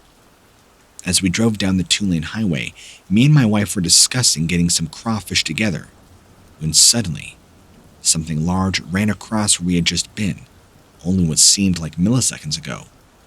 It literally crossed all 8 lanes of traffic in a second. And the only way I can describe what we saw was this tall, gangly white gorilla-looking thing with super long arms and legs. It didn't appear to have much muscle, but moved so fast it was surreal. And yet when you looked at its head, it looked like a regular person, although this is because it moved so quickly. Now this thing was propelling itself across the road due to how fast it was going, the same way a gymnast would be doing a backflip over a vault or a high bar. From what I could see, it was pale white. What was so bizarre was its skin color, the texture in its folds of skin, kind of like an elephant skin, maybe more closely to hog skin. That may have been the only thing that actually made me realize what I saw, because when you look at any other animal's skins, it's not like this one. Anyway, I'm still shook up over this whole thing because how could something like this exist? It didn't exactly appear to be an ape hybrid either. Well, I mean, apes aren't white. This is what immediately brought back the memories of seeing these things for the first time. As an officer, I'd like to have the answers myself, but I have no idea. I'm not really sure what these creatures are or what they're truly capable of. Maybe they can mimic us. Maybe they are smart enough to use tools, or maybe to just hunt us for food. To me, these things are something I'll never forget. You don't think you're ever going to see anything like this in your life, but then it happens right in front of you, sitting right there. I know that everybody will say I'm lying because of how crazy it sounds, but it's true. These things are out there, and if they wanted to attack us, I have no doubt they would be able to so easily. I should also mention that it appeared more interested in terrifying us than anything else. I'm sorry if the descriptions of these things that I've given you have sucked, because it happened so fast, I can't exactly tell you what it was that we saw. My wife and I are still kind of flabbergasted at the sighting of this thing, even though this is not the first time I've seen it. But both times, or I should say several times I've seen it, I've never quite been able to get a good look at it. This could very well be a mutated animal, or it could be an experiment released by scientists. I don't know. Those are just theories and speculation. You seem to be an expert on all things paranormal, strange, and cryptids, which this very well could be a cryptid. Although I must admit, I don't know much about cryptozoology. And if I do, I figured you would be the expert to go through. So what do you think this could be? I'll go ahead and insert that I don't think it was exactly a Bigfoot. I've actually heard of many Bigfoot encounters around here from eyewitnesses, and the creature they describe does not at all fit the descriptions of what my wife and I saw that evening, or the same creature I've seen by myself. Bigfoots are generally much more bulkier, kind of resembling front linemen on a football team. Cone-shaped heads with no neck, hulking, bulky bodies. This thing looked like a little chimpanzee or something, except longer, ganglier limbs. All white, and moving with incredible speed and force. I'm at a complete loss of what that could be, and I was hoping you could maybe drop some hints as to what you think it could be. Or, if you just so happen to read this story to your audience, which I hope, maybe they can point out some ideas in the comments. If you do decide to read this, I'll be watching the video, and hopefully, people will leave some comments on it. I don't want to make this email any longer than it needs to be, so I'll go ahead and wrap things up. I just want to say thank you for your support and your continued work. I'll go ahead and keep tabs on this and let me know if you have any questions about my story. And if you can, and if you have the time, please answer any of the questions I've directed at you. Thank you so much, and best of luck on your readings.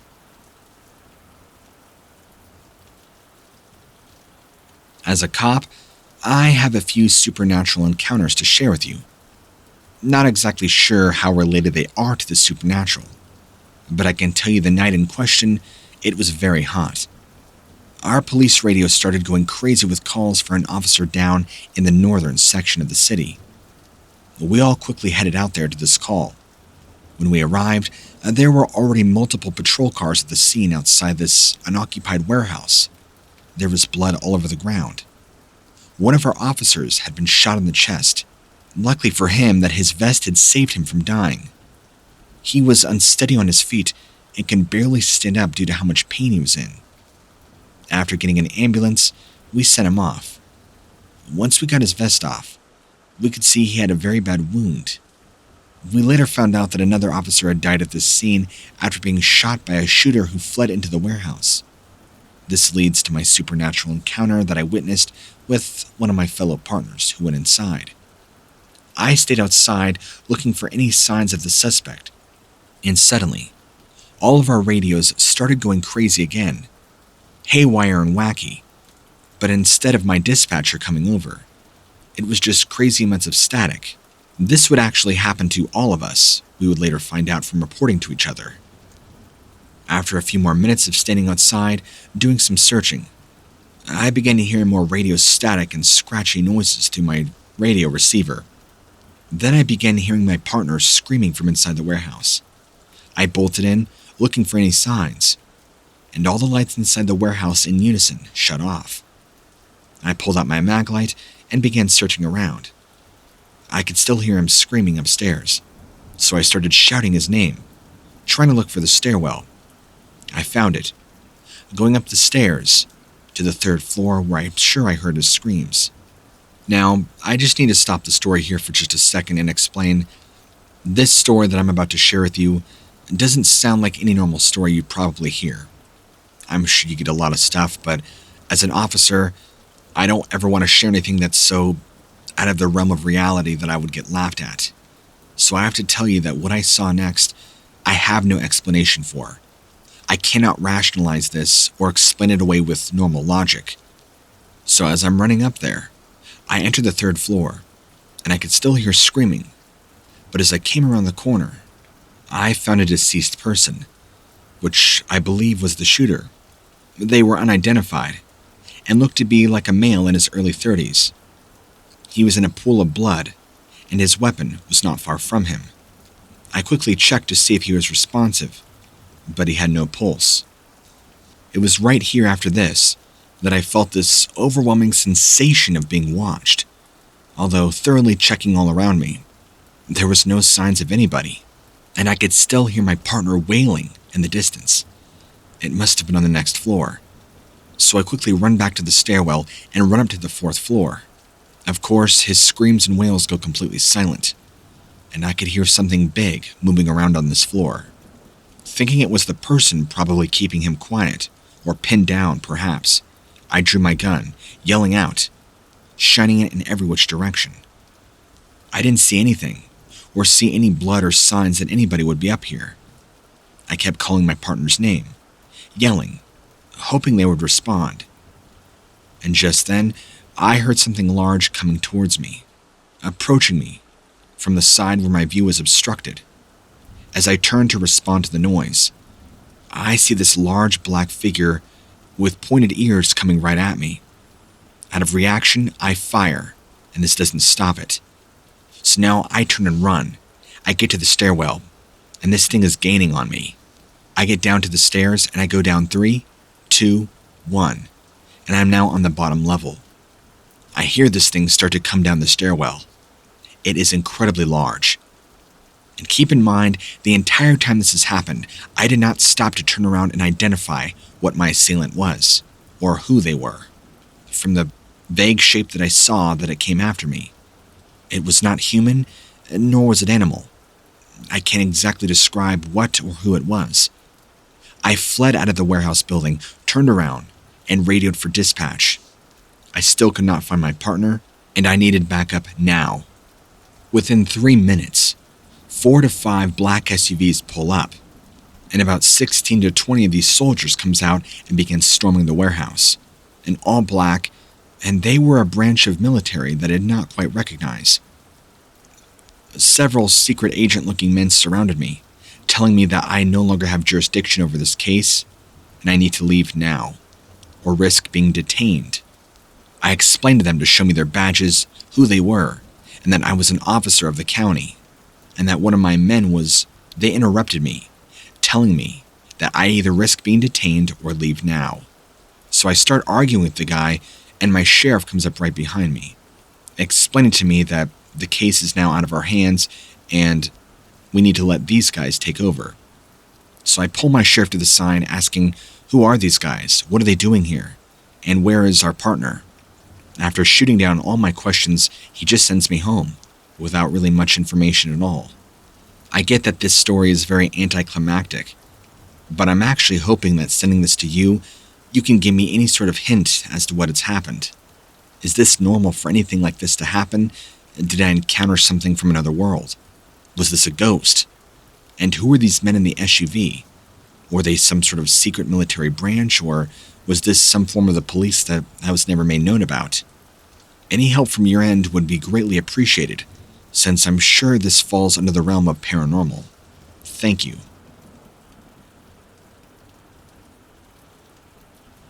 I believe that one night on patrol, I saw what many believed to be a Bigfoot.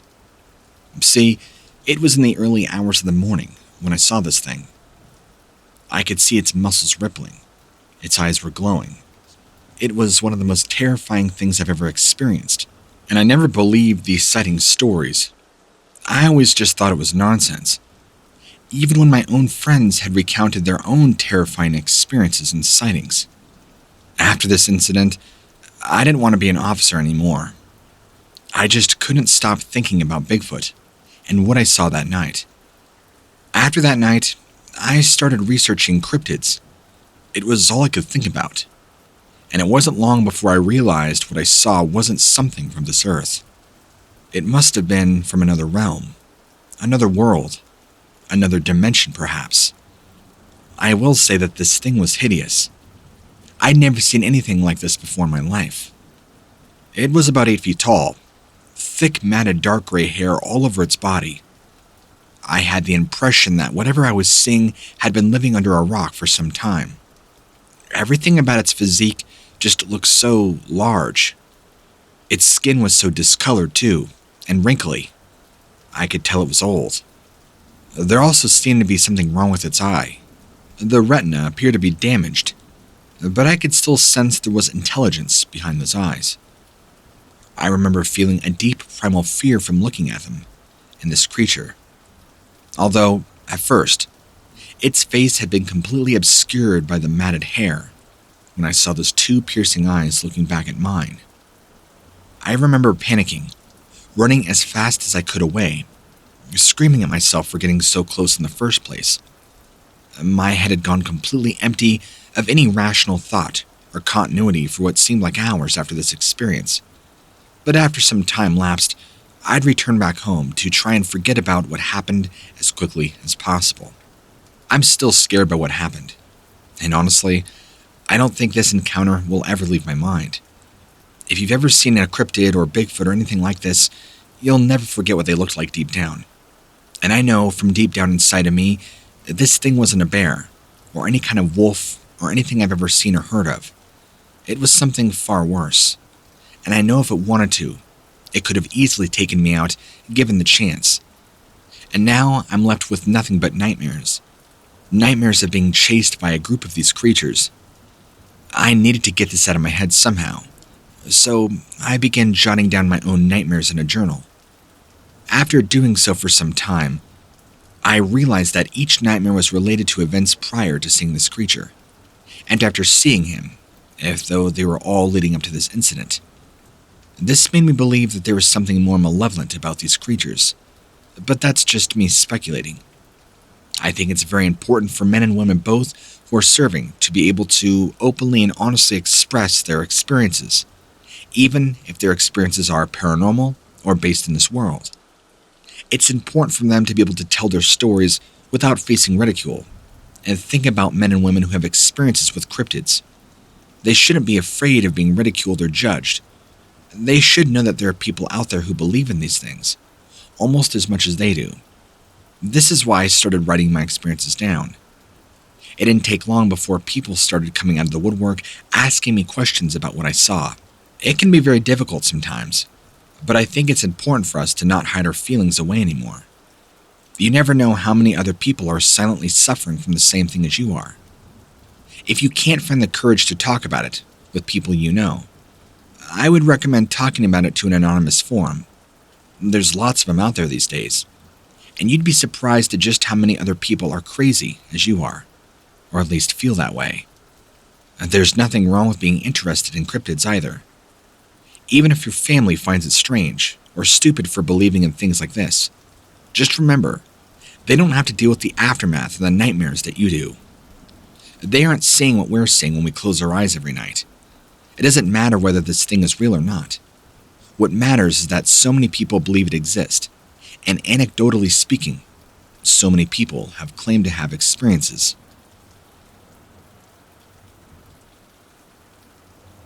My shift involved the night shift. I got a call to an old abandoned house on the outskirts of town. I wasn't too worried about it. I thought I'd be stuck dealing with a vagrant or a squatter. But as I walked up to the door, I realized something was off. As I approached the porch, I felt an overwhelming sense from inside I shouldn't go any further. But even though my mind was screaming at me to turn back, I couldn't help myself. There's nothing more dangerous than that thin line we all have to cross, especially in our field of work as officers. I have every right to be here, I told myself, reaching for the handle, but just as I was about to grab it, I heard a noise coming from within. I drew my gun, held it with both hands, and forced myself inside. It didn't take long for me to realize that nobody else was in here. I wasn't sure what I was expecting to see or find, but clearly, this place had been vacant for a while. As soon as I kind of thoroughly checked everything out, I started back towards my squad car. However, I heard another sound behind me. I turned around and I saw it. It was human, I think, but its eyes were like black pits that went on forever. I couldn't even tell where I was looking when I looked into him. And then the smell hit me. An awful stench like I'd never experienced before. Rotting meat, left to fester in the sun for days. And sulfur. I can still smell it sometimes, even though I haven't seen or heard of what it was since. I know this is a very short story, but I'm not really sure what I saw that night. But I know one thing for certain. Whatever that being was, God help us all if I ever have to meet it again.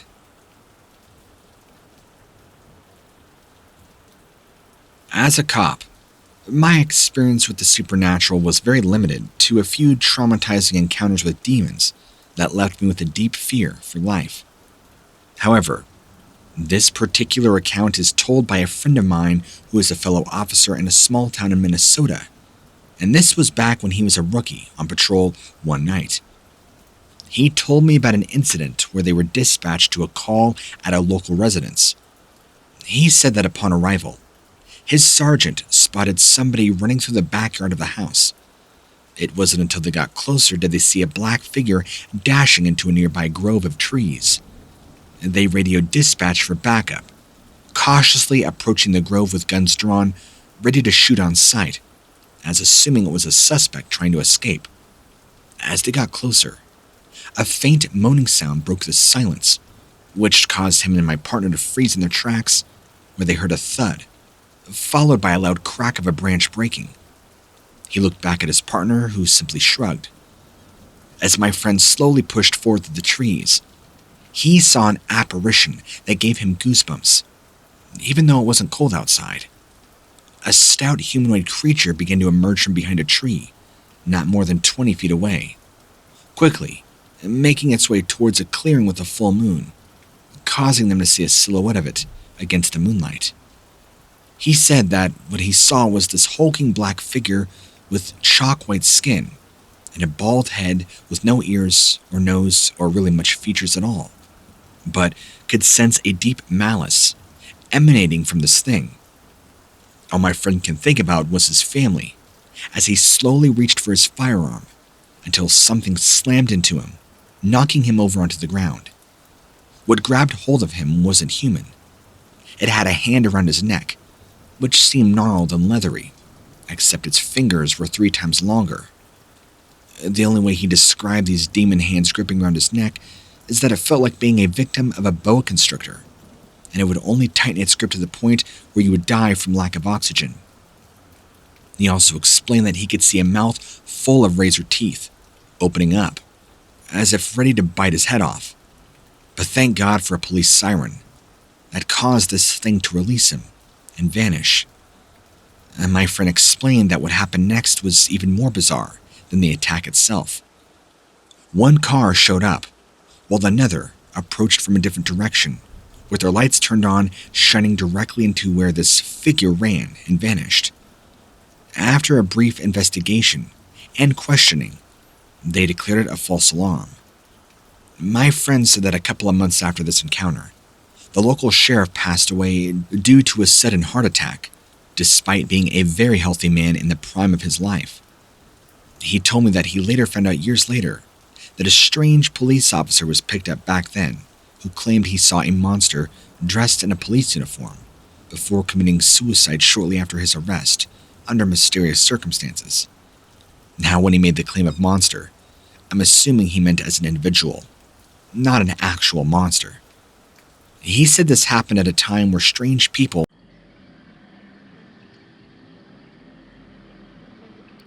Story 1. Something from the swamp. I'm a retired police officer. I have my fair share of insane stories you would probably never believe. Gunfights, finding people overdosed, people cracked out of their minds on drugs, and everything in between.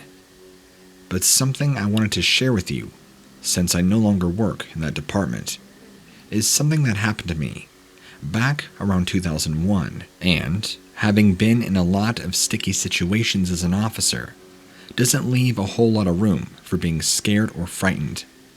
I'm an individual anyway that isn't scared easily, except for maybe when my life is on the line, like I have a drugged maniac coming at me with a knife, or maybe I'm in a gunfight.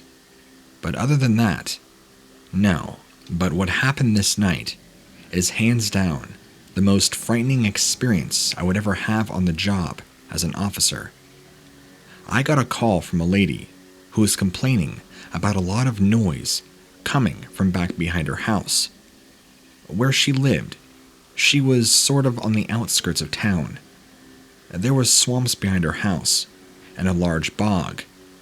This was also a common place for teenagers to go and drink and cause a lot of noise. There had also been homeless people that have gone back there before, which I also have gotten called into to break up. One time, I found a drunk guy, nearly passed out, nearly drank himself to death, right around the same neighborhood. So, I was already familiar with the territory and the sort of situation that I was most likely getting myself into. I politely answered the door and talked to the lady in question. She told me what I had already assumed. Lots of loud banging and noise coming back behind the swamp and bog area, just beyond her backyard. I politely told her I would go investigate, let her know if I found anything worthwhile. She gave me full permission to go through the gate on her backyard to go off into the little bog of swampland. I did just that. Shining my flashlight around, I didn't see much signs of anything. But then, things began to take a turn really quickly. I heard something, what I thought originally was a large animal, coming towards my direction from directly ahead of me. It was foggy, so I couldn't see clearly until I shined my light, and coming at me at a fast pace was something I'd never seen before. This isn't Hollywood. What I saw approaching me, coming toward me, simply shouldn't exist, and I have no explanation for why it was there. And I can certainly tell you, as an officer, this was no person in a costume. This was a living, breathing animal or being. What my eyes witnessed almost defies reality in a way. This thing looked like a prehistoric creature, like half man, half dinosaur. A long protruding face with a mouth full of dagger-like teeth. Hundreds of small sharp needle prick teeth, and eyes that were very predatory, very reptilian. It kind of reminded me of an alligator almost, except much uglier. This thing was also much taller than I, walked on 2 legs, and was built like somebody who goes to the gym 5 days a week. It approached me slowly enough that I had time to pull up my Glock and fire 3 shots directly into this thing's chest. Not exactly sure what this animal or thing was capable of. I wasn't going to be taking any chances. It stopped, looked down at its chest, where there was apparently no blood. I didn't even see any bullet holes. Then, it looked back up at me and gave me this smirk of an expression. That's when I turned around, fled back up the small hill, through the ladies' gate, and immediately radioed dispatch, telling them, "We have a serious situation. I'm going to need backup." While waiting, I knocked on the lady's door. She answered. I told her to stay inside and that it is currently not safe to be walking around outside at night, even if it's just taking out your trash. She understood and can sense the worry in my voice and my demeanor. She had heard the gunshots being fired and began to grow very concerned, asking me questions. What's going on? What happened? And I had to politely decline her of answering those and wait for my partner to arrive. Fortunately, I had one of my partners arrive within 4 minutes of dispatch time. We both ended up going back down there and investigating further. We didn't end up seeing that same animal or thing that I saw come towards me, potentially hostile. I explained to them what I saw, and even though they were a little hesitant, because I feel like this partner, whom I won't mention, who still serves currently, didn't quite believe me at first, but I think the more he saw, and the more he heard me tell, I think he believed me. When we got down there, though, we saw nothing. Whatever it was must have left, and the lady never called back, complaining about noises. Although, for future reference, we still did have complaints around that general area, but afterwards, I guess it was just homeless people, drunks, and things like that. Whatever that creature was straight out of the X-Files. I'll never forget it.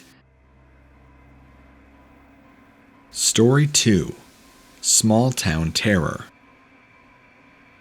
Back in the late 80s, I used to serve as an officer for my small rural town. There wasn't much of a town there.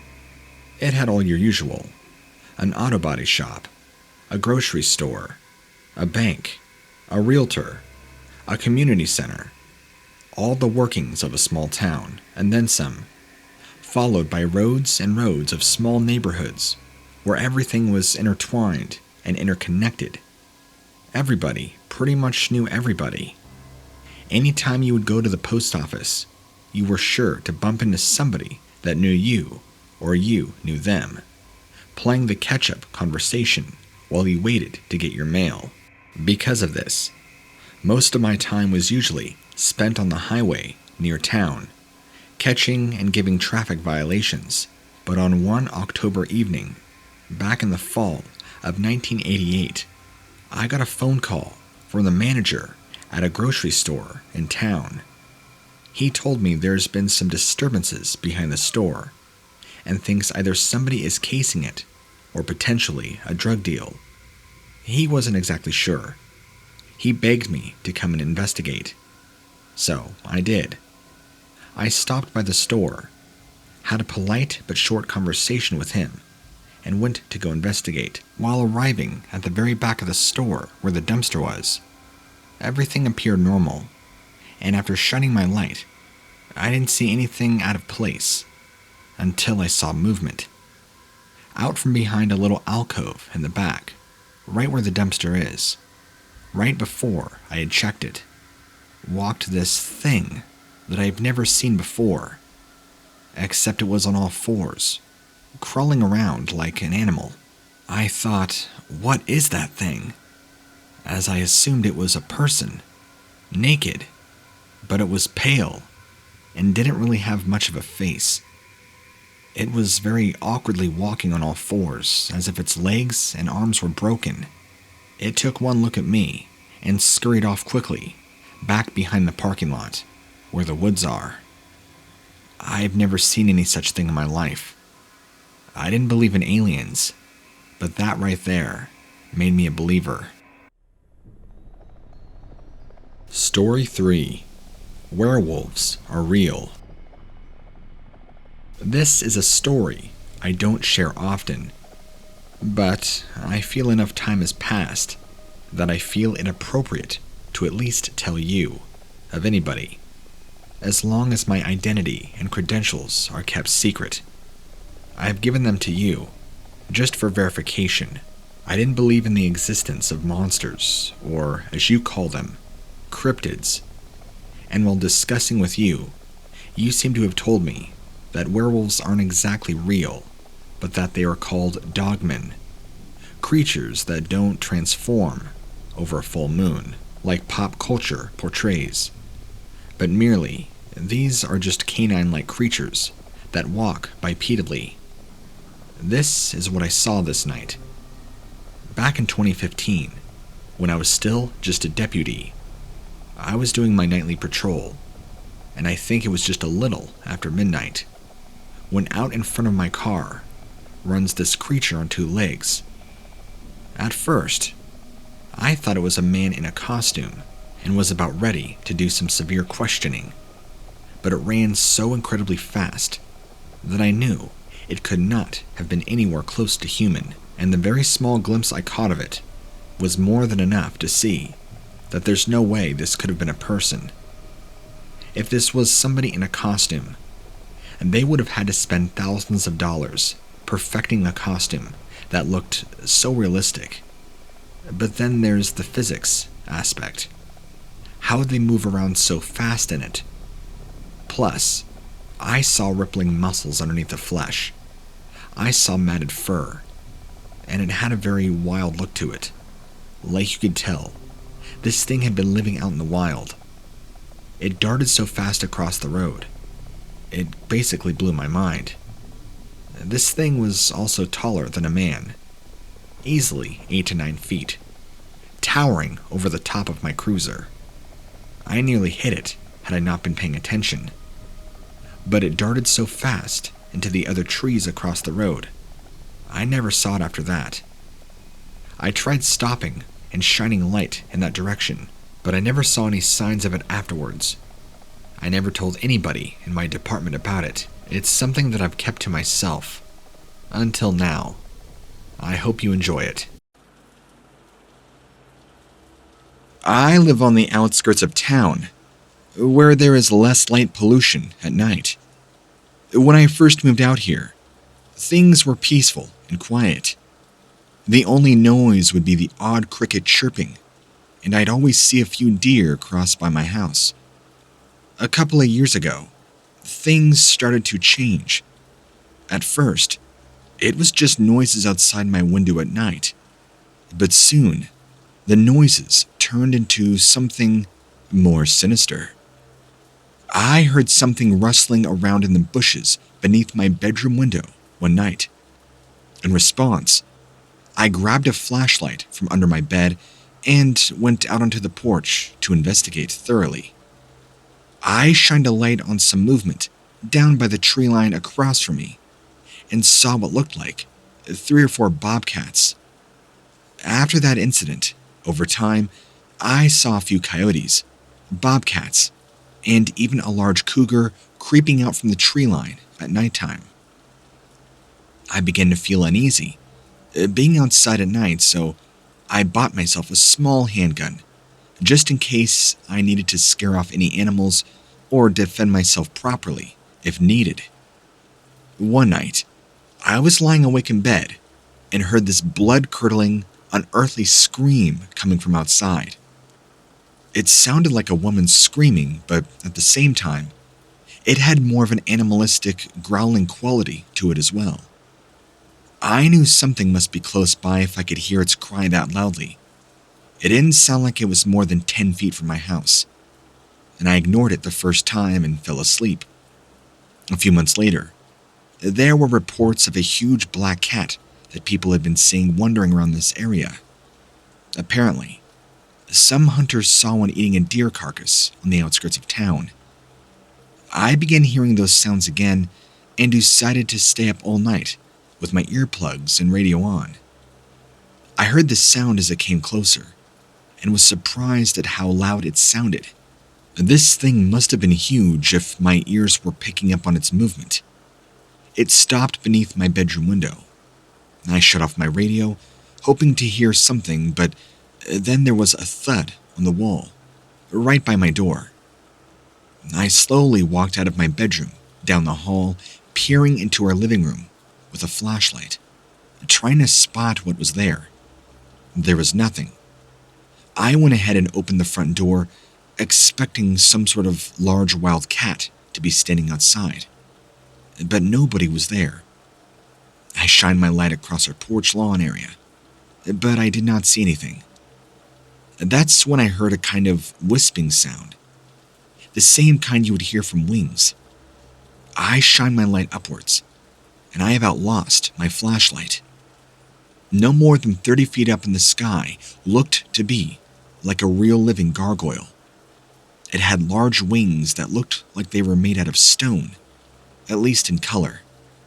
It had huge claws on its hands that were also gray. It had a long tail with a spade at the end, and spikes as well. Its body was more of a darkish bluish purple color, and it stood perfectly upright the way a person would. It screeched this horrible sound, disappearing behind some trees. I immediately phoned the police, but they said because there was no real evidence, there was nothing they could do. I felt like this thing was the black cat that everybody had been seeing and had just come up with a concept to try and not sound crazy. I felt like this thing was hunting me. It would sneak all around outside my house, hoping as if to pick up my scent, following me just about every time I stepped outside. So, I bought myself a dog in hopes to scare off whatever it was that kept following me. But the same thing would happen. I'd hear it screeching now late at night, and I could feel its unmistakable presence nearby. Then, hearing something moving quickly outside my house above my roof. My girlfriend now refuses to live out here with me. She says there are too many weird sounds coming from the woods at night for her. She thinks I'm crazy, but I know what I heard. You know, I don't leave my house much at all anymore, so I can avoid whatever it is that follows me. The only time I go out is to take my dogs for late-night walks. I never even gave cryptids much thought before this happened. But now, after seeing one of these beings in person, and then hearing these horrible screeches, no doubt in my mind that there are things lurking in the woods here. In fact, many people around here have also seen strange-looking creatures walking on the roofs, or even flying overhead at night. And while most write it off as owls or nightbirds, not everyone thinks that anymore. Not after what I've shared in my encounters. I never would have believed you had you told me these things truly existed just a couple of years ago. It's a good feeling to have a personal encounter with these kinds of things, even though it's terrifying. but mainly because I'm living to tell about it. I would encourage anybody who has seen something like this to share their story. You'll be surprised how many people will appreciate your experience and thank you for sharing what you saw. I'm not the only one in the area who has had run-ins with these things either. I'm assuming it's a gargoyle, so that's what I will call it. I'm assuming this is just one of many. And I hear things at night still that I know for sure aren't owls out there hunting. These creatures have been around for centuries, I'm sure.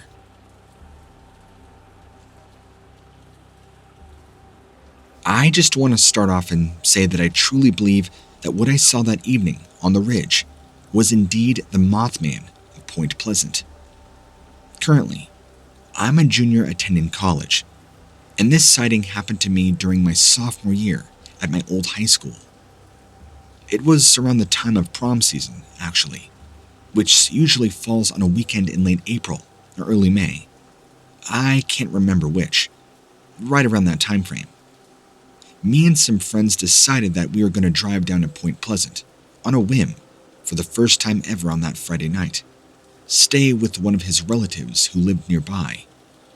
I know it sounds cheesy, given how dangerous the place is, or how it's supposed to be, but we were young and dumb, and thought it would be fun to see if anything really did happen there, as people claimed. So, towards the evening hours, we hopped into his car, made our way over through the fog-covered roads down to the old amusement park. We parked right at the bottom of the holler by the West Virginia Ordnance Plant, walked up the holler until we hit a fence. This fence separated us from getting any further, so we stood near there for several minutes, looking around but didn't find anything other than abandoned coal tipple off in the distance. It was quiet, with none of us saying anything since our walk up that hill had been silent as well. The air had felt particularly thick that evening, almost like it does before a thunderstorm or really heavy fog rolls in. I suppose it shouldn't have surprised me when all of a sudden I heard this weird flapping noise coming from above. My friend and I both shouted in shock at the same moment, since it was so close. When we both finally looked up from where we were, staring on the ground, we all saw a large bird with a wingspan enough to blow our minds. It wasn't making any noise other than what sounded like its wings going through the air. Powerful, enough to have easily lifted a full-grown man into the air with just a single gust. As it flapped its wings and swerved through the air, I noticed that this wasn't any ordinary bird. It appeared to have a long, needle-shaped beak and black feathers. I'm talking pure black, and also having a small patch of gray on its chest. My friend also saw as well as I did what seemed like two red dots where its eyes would be, which lit up like glow sticks. And when this thing turned towards us, as if to look at us head on, I felt all tingly inside, that those glowing bloodshot eyes locked onto my gaze, making me unable to move my limbs or even blink, before finally turning away and flying off into the distance, right over the abandoned factory we were at. We stood there simply in shock for several more moments, and after it had flown off, we were completely unable to speak. The only thing that either of us said was, "What was that thing?" while all staring at each other, dead in the eyes. We eventually cut our trip very short, wishing to get out of there as soon as possible before something else happened. Or perhaps worse, someone would find us standing on the edge of this hill, simply talking about what we'd seen instead of running. We both swore never to tell anybody else about this, since I know me and my friend were scared that night. We would do anything not to go back there again. This thing, what I assumed to be the Mothman, was incredibly large, larger than any bird I'd ever grown up seeing. I'd say it was as big as a full-grown man with a wingspan as wide as the road. It had to have been at least 6 to 9 feet from wingtip to the base of the body, and I could have sworn that it did have a human-like profile in the silhouette, but there's no way for me to prove that. All I can do is describe what it looked like from the ground looking up into the air. Big black wings beating through the night, along with its large glowing red eyes, made it seem almost surreal, especially since this thing was so close and wasn't making any noise until after my friend shouted. I know it sounds crazy, but I am 100% sure what I saw was the Mothman. All of my friends and family make fun of me for believing in things like Bigfoot and even the Loch Ness Monster, despite lacking any evidence to back up what I say, but now they can't laugh at me anymore. As far as I know, this thing is very real, and maybe one day, somebody will catch one of these things on tape and know that there are things that go bump in the night. For now, though, please keep my name out of this story. I'd really prefer not to get mocked by all those people who think this stuff is just a joke. Anyway, I don't know if the bird thing was some sort of alien or animal or unexplored ancient creature. I don't know. I do know that what I saw still gives me the goosebumps to think about. It definitely wasn't anything like any bird in which I'm familiar. So, until somebody can provide me with at least somewhat of a logical explanation for what my friend and I saw that night by the holler, then I'll always believe there's something weird going on down in Mothman country. I was hiking down a trail, admiring the nature and enjoying the peace and quiet, along with my dog, Max. It was an average day for this time of year. The sun was shining brightly through the leaves overhead, and birds were singing beautiful songs. Everything just seemed fine. I noticed, though, a sudden shift in energy around me. I'm very sensitive to changes around me like that. I can sense them very well.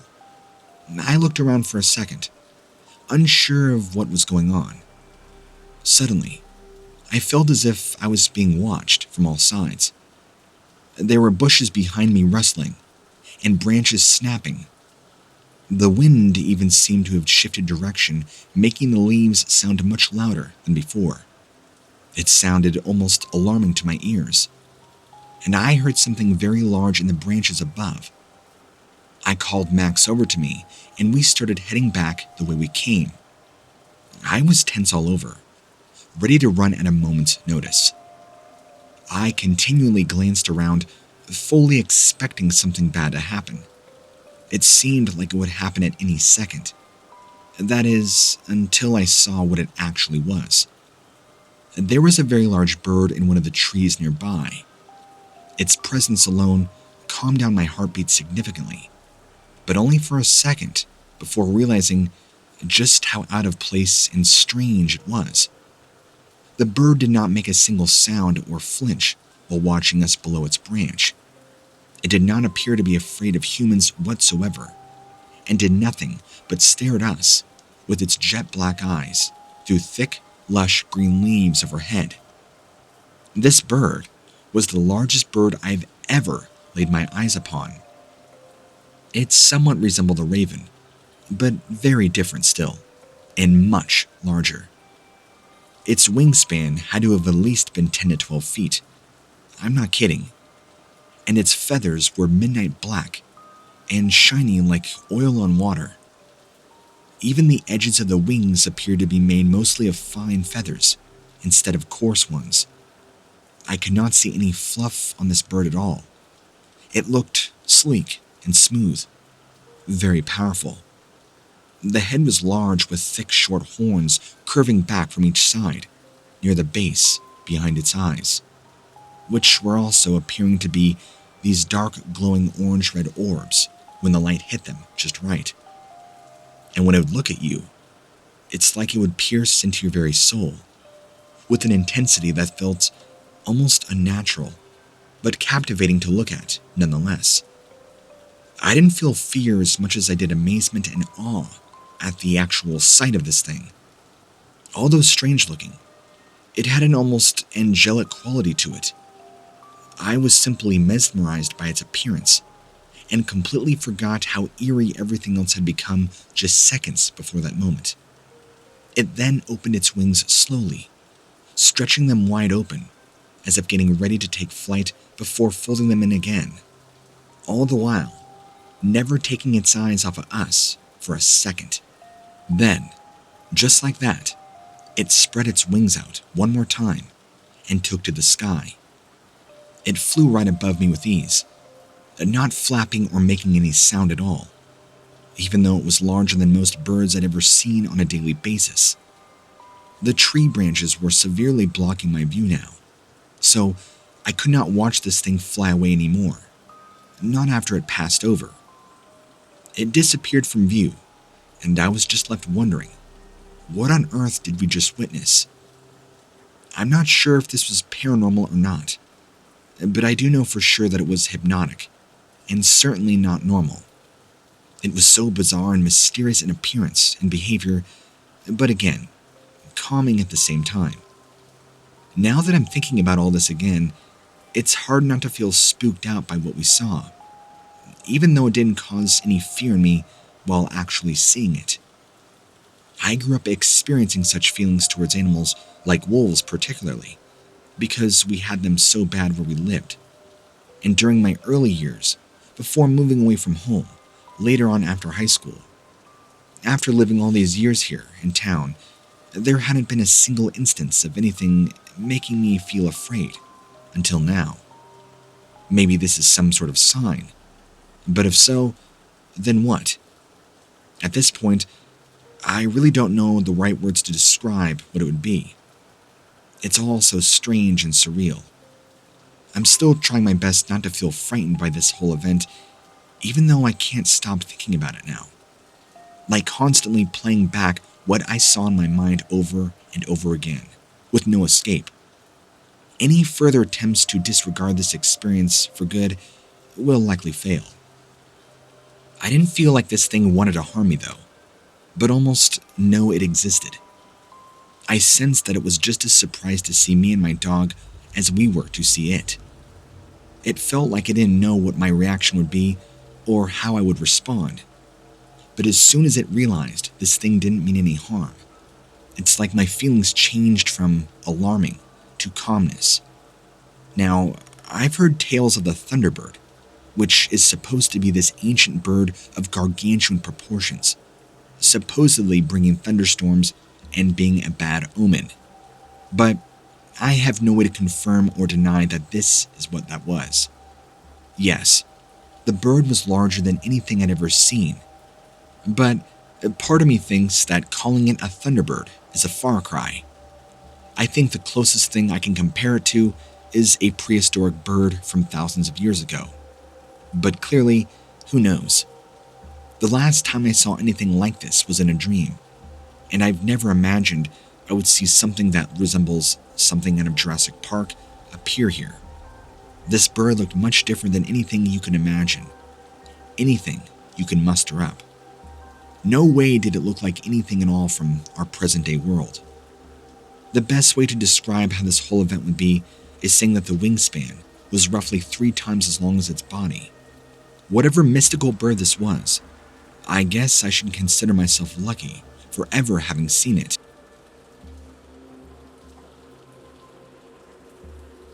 My friends and I were on a camping trip, just a few miles outside Bettyville, Kentucky. The town had been having a lot of trouble recently. Apparently kids had been missing, and police had absolutely no leads on anybody related to these kidnappings. Of course, we really didn't think anything about it. But as soon as we started hearing some gunshots from our campsite, we decided to move somewhere else ASAP, since police were probably already involved. The shots clearly spooking us after a while. We eventually found an abandoned house that looked like it hadn't been touched in years. And this quickly went from a camping trip with buddies to an urban/abandoned exploration expedition very fast. Now, upon entering this old abandoned shack of a house that hadn't been lived in for God knows how long, was the smell of old, dried blood. We couldn't see any, at least that we saw right away, but there was just this lingering rusty coppery smell. The air was also cold, probably because the house wasn't being sunned at all, and thick overgrowth laid at the top. The windows were boarded over. I don't know how the weather would have affected it, since it was pretty cold in there, but I believe that's what made me notice the smell. Now, after entering this house that smelled like that blood, we began to explore it further. We didn't really find anything shocking, I guess, just trash and old items. And in the kitchen, we found an old boarded up basement door. We immediately got the idea we should bust the boards up and see what's down in the basement. Maybe some really cool old items or treasure. Maybe. We started breaking it down, and we finally got the door open and began heading down. The stairs were so creaky and wobbly, I thought they were going to collapse under our weight. But the smell of blood became stronger, and suddenly, we heard something scuffling and movement coming from somewhere in this basement. We used our flashlights to try and uncover what was making that noise. Of course, as soon as we walked into the basement, which is pretty much a series of rooms, is when my friends and I started hearing this loud, raspy breathing, like somebody was sleeping or laying down on something really close to us. I know that's probably a terrible description, but that's really the only way I know how to describe it. So, my friends and I immediately turned around and wanted to go back up. But now, I was very curious as to what could be causing these noises. Did some crazy homeless man live down here? Our hair was standing up on end, and we were all definitely freaked out. I kept looking around with my flashlight, and as I was turning, all of a sudden is when we saw this huge shadow of something very large coming from the corner of the room we were currently in. It didn't look like a bear or any animal that I've ever seen, and it definitely was not human. The thing just stood there, breathing heavily for a couple of minutes before taking off running towards one of the boarded up windows, gliding right through it. I don't know if this thing was a demon or what it was, but it was just this black mass of a shape that resembled a human and appeared to have wings tucked behind it. As soon as we shined our lights on it, it started fidgeting and flew through the window in this almost strange paranormal gliding motion. Paranormal or not, we were scared. So, in a nutshell, that's the experience. This happened to me about a year ago, and I'm still curious as to what it was. I'd love to know if anybody has seen something similar or knows what this thing could have been. And for those of you who are skeptics, don't bother trying to debunk my story, because let's be honest, what else could it have been? To this day, I don't know what it is, but I wouldn't go back to Bettyville if you paid me $100 million.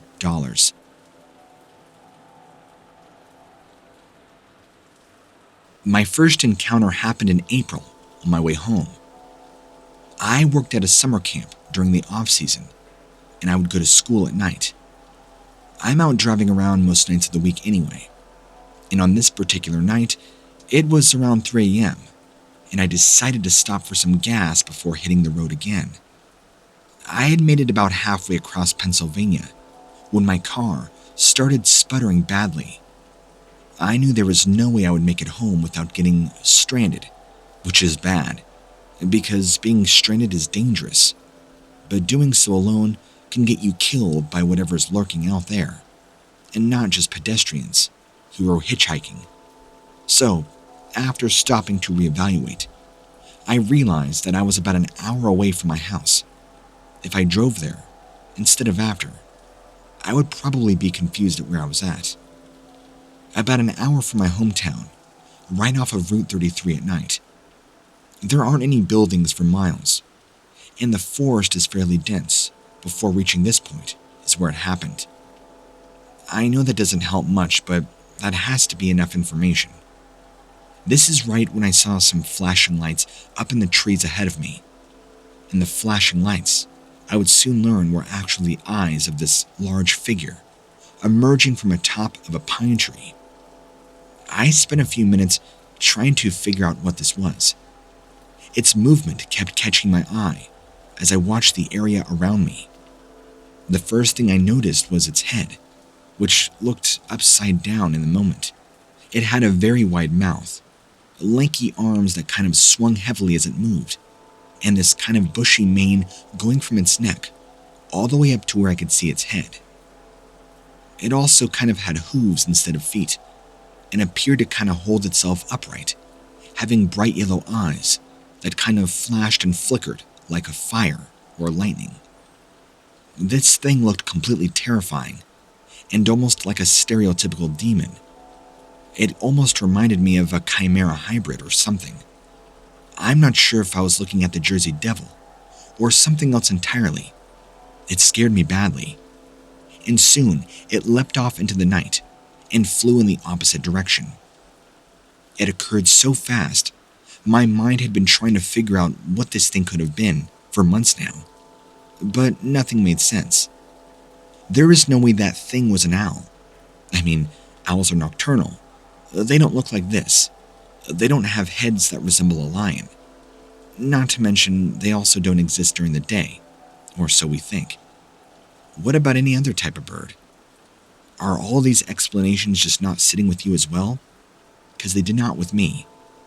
To my knowledge, there is no flying animal the size of a deer that flies and looks like an actual lion beast. I still have a really hard time driving around in the early morning hours now, or nighttime. I feel like I've gained PTSD from this sighting, and I'm always worried I'm going to see that thing again in the sky. It's really kind of messed my life up. I have a hard time falling asleep at night without hearing it in my head. When I do sleep, my dreams always seem to be haunted by this thing, and it's the worst nightmares I've ever had. Maybe I did see a living demon, or a creature, or maybe something else entirely. But the fact that this animal exists here is terrifying to me. It leaves me worried about other things we might not know exist outside of this world. Maybe it doesn't matter what it was, if we can bump into one another. That's scary. I do know what talking about what I saw will help me, as it seemed to help many others before share their stories. I'm glad there are people out there who will listen, and I do know that if I describe what happened as best I can, perhaps somebody might have an idea of what I saw. I'm going with a chimera. It was terrifying, but looking back on it, after thinking about it constantly every day, for months since seeing this thing, I need to get this off my chest.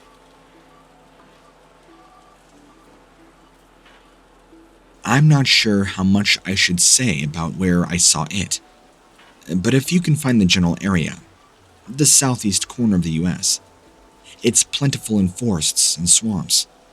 It was just after sundown on a clear night. I remember it, November 2nd, 2012. I was driving home from college with my girlfriend at the time to visit her family for the weekend. About 10 minutes into our trip, she fell asleep, so I put on some tunes and cruised to the back roads toward her parents' house. After about 20 minutes, I thought I'd sneak a peek at her while she slept, so I pulled over to the side of the road and shut off my car's engine. There was a field across from where I stopped, so I rolled down the windows and turned off the radio. It was quiet out, but if you know me, you know I love being surrounded in nature, so that was hardly bothering. I just wanted to look at her for a couple of moments. She looked so peaceful, sleeping there next to me, almost like an angel. That image of that moment is still clear as day in my mind. How soothing and beautiful she was. Her hair was against her face, and she had been switching positions back and forth between sleeping on her stomach and side before, since we drove through a patch of bad road about 5 minutes away from here. And now, she was resting on her back. She looked so calm and relaxed. It felt like nothing in the world could touch her. At that moment, None of what happened next even mattered or seemed possible. I know this is going to sound cheesy, but it felt like we were the only two people left in existence. Like everything around us had melted away into oblivion, and all that existed was her sleeping right there next to me. So poetic, right? I was also in the middle of nowhere. No other cars around. Nothing. It was quiet. And not even any crickets. I remember sitting there for a few moments, just thinking about what could happen next with us. We had only been dating for like 6 months, and it felt like something very special. I began to hear this faint noise that sounded like heavy breathing, or it sounded like something coming from above me. I couldn't quite place where the noise was coming from exactly. Just then, this huge black shape with wings comes flying right towards my car. I thought it was a bat at first, but the size of its wingspan kind of threw me off within a second time. Crash! This thing lands right on the hood of my car, staring directly into my soul 4 feet away. While I'm being blinded by this creature's wings tightly against the sides of my car, all I can see is blackness and these giant red eyes looking right into mine. In this moment, there is no sound in the world except that deafening breathing that was coming from this thing. Then, nothing. It felt like everything just cut to black for a second, and when I had my wits about me again, the creature was gone. I had lost consciousness due to being so petrified. I came to, and my girlfriend was still asleep, hard. I threw the car on and began to pull out of there.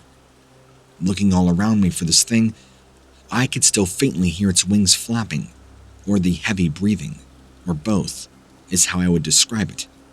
I knew. I just knew this thing was directly above me, and I needed to leave now. So I began to drive away as fast as I could, but stopped immediately when I heard a large thud against the trunk of my car. My girlfriend didn't flinch at all, so she was still asleep. But that noise that sounded like wingspan hit me really hard. Driving home wasn't even an option anymore. This thing wanted me gone one way or another, and it seemed like it was going to make sure. So we started driving, and we were out in the middle of nowhere, and not a person around to help us. I was now going up to 80 or 90 miles an hour, just trying my best to get away from this thing. And I remember it like a horror movie gets burned into your brain. This thing flew right next to my driver's side window, looking over directly at me. You want to talk about absolute terror? You haven't experienced it before. I'm telling you. This was death following me. Whatever it was, it flew off, and the rest of the night was a blur as I drove and made it out. I felt like whatever this thing was wanted to chase me out of that spot. It didn't want me there. It was dark, spooky, and powerful. It wanted to be gone. I should say that I don't believe in ghosts or the paranormal. At least, I didn't before this happened. This was real, and it still is very real to me. Like, what kind of being would do this? This has been terrifying to reflect on. Luckily, my girlfriend never woke up from the whole ordeal, and I never told her about it. She's a very heavy sleeper. I mean, why traumatize her with this information? That girl could sleep through a hurricane. I would be lying if I said it didn't affect me for months afterwards. Severe nightmares, night terrors, insomnia. I still have them, even now after all this time. I'm not sure what happened that night or why, but what I can tell you is it's real and it's terrifying.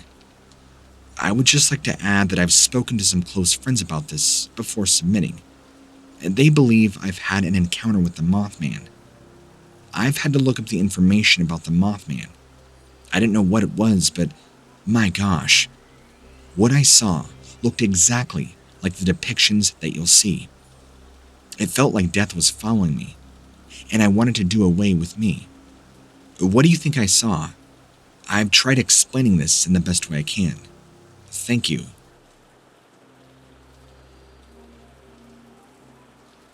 In the summer of 2014, I was hiking in the mountains of West Virginia after work with my friends. It was around 8 or 9 p.m., and we were all tired after a day at work. We decided to stop for the night on top of Cheat Mountain. We brought our tents because it had rained earlier that week. This way, we could pitch our tents without worrying about them sinking into the mud. We set everything up and ate some dinner long before the sun went down. The only problem was that none of us had flashlights. We did not equip properly. This means we couldn't go exploring any caves like we had planned or walking around at night. I was definitely scared to be out there in pitch blackness with virtually no light source but our phones. But since none of us were planning on really sleeping anyway, we decided to stay awake for a few hours, talk about spooky stories and what might live in these woods. We all know about the Mothman sightings in Point Pleasant, so naturally, that came up during conversation. My friend Sam actually pointed it out first, saying he saw something dart across the sky in the distance. At first, I thought he was crazy, but I looked out to where he pointed and saw something dark against the bright sky. At first, it seemed like a large bird or bat because of its silhouette. But then, it didn't move at all, even though there were no obstructions in its path. It just sat dead still for several seconds before darting the other way after about 5 seconds. We all agreed that whatever Sam saw must have been some type of cryptid, since nothing else around could explain what we were seeing. Either way, none of us wanted to go walking through those woods without flashlights. I wasn't sure the whole Mothman thing after seeing what Sam pointed out. I think we very well could have seen the Mothman off in the distance, judging by its shape and stature. I don't think it was too far away, and we were fairly high up on the mountain.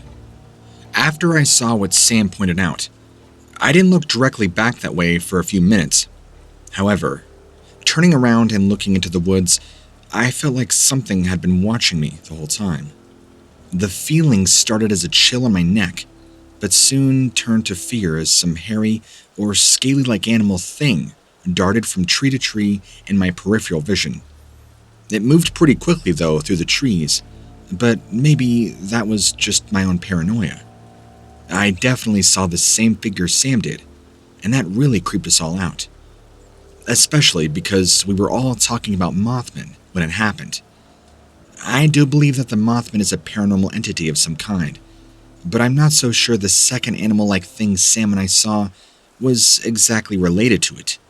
Yes, we both spotted something dark darting through the trees, but that could have just been a local animal. We didn't really stay around long enough to investigate after we made camp for the night, which is yet another reason we all agree that this area should remain unexplored by humans until further notice. I'm confident that judging by the size and shape of this thing, I could have very well been the Mothman. The only thing I can't figure out is how it was able to move so quickly through the trees. It's like this thing teleported or something. Of course, now that I think about it, there were no sounds coming from any of the brush as well, which, now that I recall, Sam and I never heard either. I think the fact that the forest around us was so quiet, it was maybe a tip-off to this being, something of that paranormal world. The next day, we agreed that we would never speak of this. I'm pretty sure Sam is still staying quiet, but I know for a fact the others aren't too happy with this, given what happened back at the trailhead. We figured it's better this way for our reputations, but I'm okay with opening up to people like you, who this is all they do. It was terrifying and probably the scariest moment of my life. However, I'm not 100% certain or convinced it's because we were trespassing through this creature's territory. Even though it was off in the distance and shaped to that of a bat, it was still too large to be a bat. I can't really describe it well, but it had to be at least 6 feet tall, and maybe 3 to 4 feet wide. It was black in color. I mean all black. The only feature that seemed almost human-like was the arms, which reached down towards the ground, similar to how an ape would hang. Lastly, I'd like to say that I'm not sure if this was all just a coincidence, or if I really did see the Mothman. But after this experience, I'll never look at Mothman quite the same way again. I know for a fact that what Sam and I saw was not a regular animal. These beings are intelligent, at least smarter than humans. This whole thing will stay between us forever, even though it's killing me on the inside to keep my mouth shut on such a phenomenon. No matter what I do or where I go next, that horrifying image of it flying over does not want to seem to leave my memory. Maybe it wants something from us. Who knows?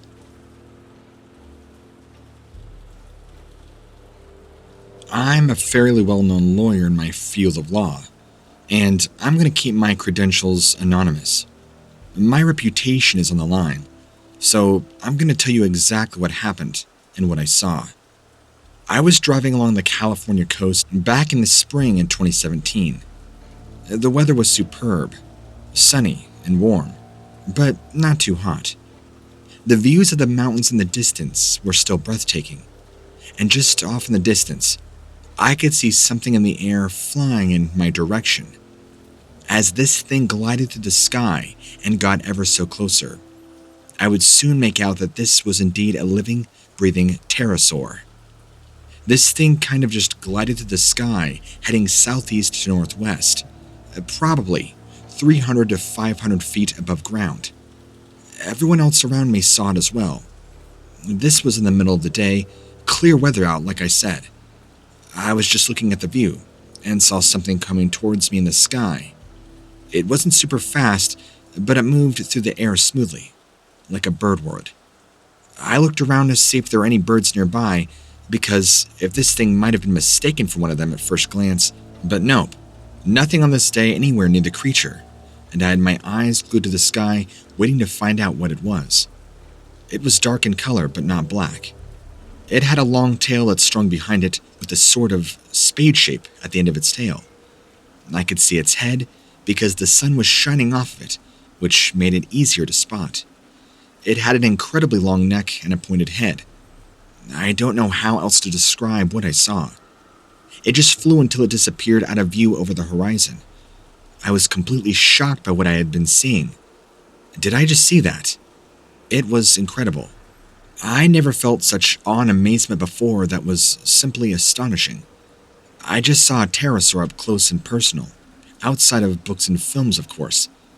I don't feel like it wanted to do any harm to me, but that doesn't mean it didn't have any ill will towards humans. I always thought they were extinct, and maybe one made it through. Look, I know what I saw, and it changed my life forever. This has left me with so many questions, and no matter what people say, though, I know what I saw, and I am 100% sure that it's out there.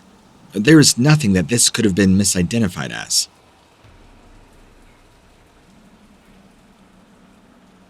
I was driving down a lonely stretch of highway, dusty and dry, and I had just left the city behind, and was looking forward to reaching the next big town before nightfall.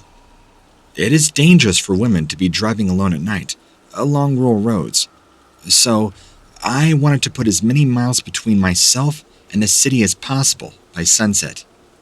The highway had been built recently with no curves or hills in mind, only straight as far as my headlights could see.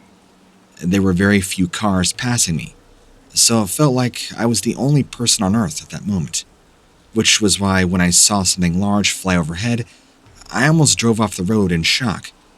At first, I thought it must have been an airplane, but it was going way too slow. I thought maybe a military plane had taken a wrong turn, but it didn't fly straight. Instead, it turned and died back towards the ground. No, not the ground. It landed on the road ahead of me.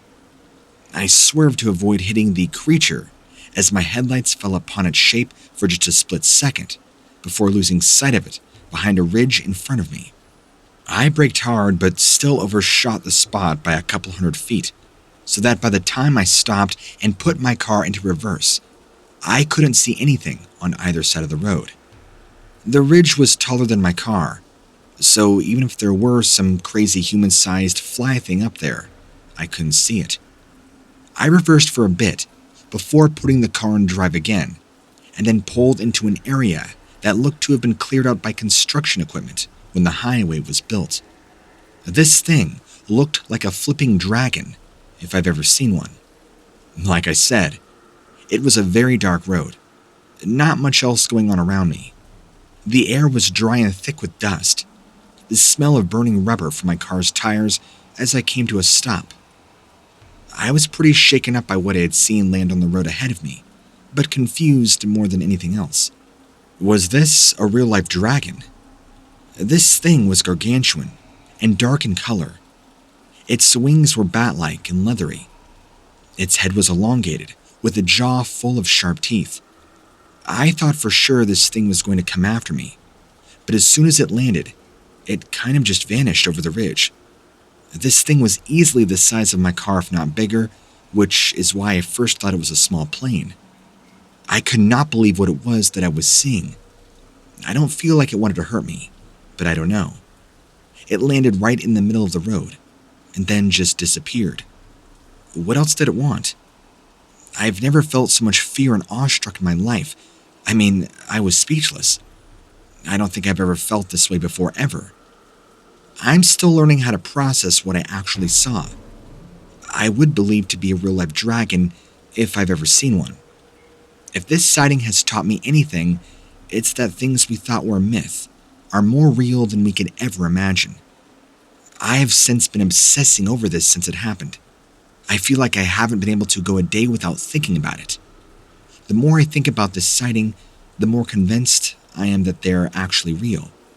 It's crazy, but after seeing something like this firsthand, there's no other explanation for me, other than believing these things are real.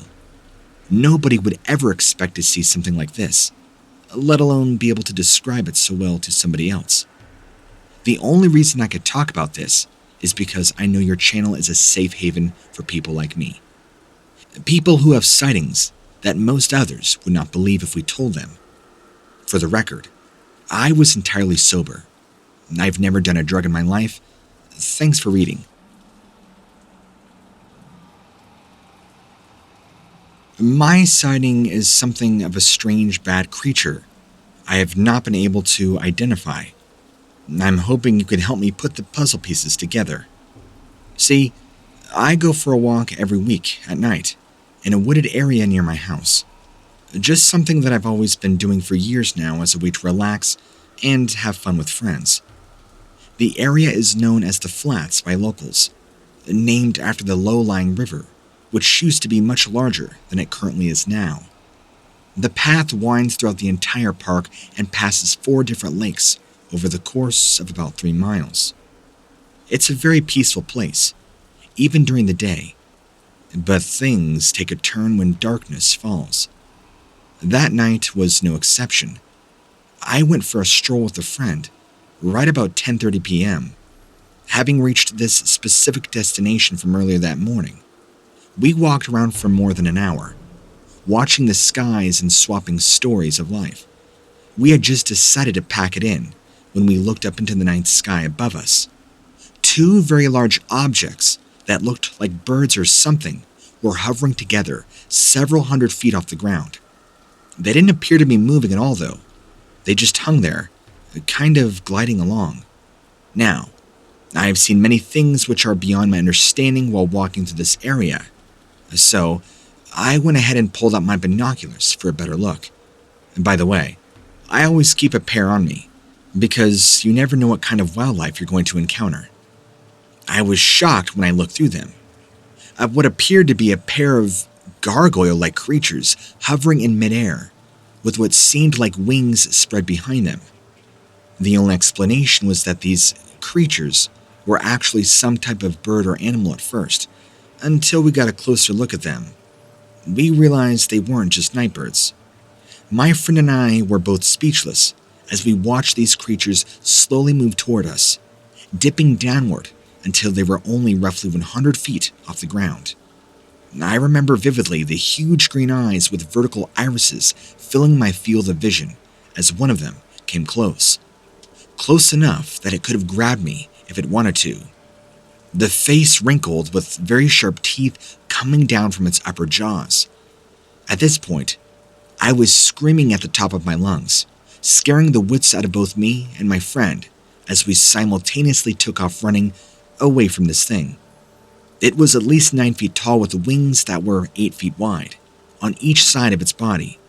We didn't stick around to see if it would chase us after, and I've only got less than a minute's worth of experience, but what I can remember about it is burned into my memory, clear as day. This creature was seen outside Chicago, Illinois, in the DuPage County, within the Flats Wooded Park area, located near the west branch of the DuPage River. This park is one of several within a county park system that spans roughly 2,500 acres. The trail I took to the flats was called the River Trail, which runs for about 3 miles from North Avenue in Wheaton to Butterfield Road in Warrenville. To clarify any extra missing details, I was walking with a friend on a trail near the west branch of the DuPage River at night when we saw these winged creatures fly low to the ground using what looked like wings held behind their backs, hovering just above the tree line, so they couldn't have been more than 100 or so feet off the ground when I first spotted them with my binoculars. This was after I noticed strange shadows against the starry night sky. There were no other animals or people in the area, and that's when we saw these creatures. So it was just us and them that night.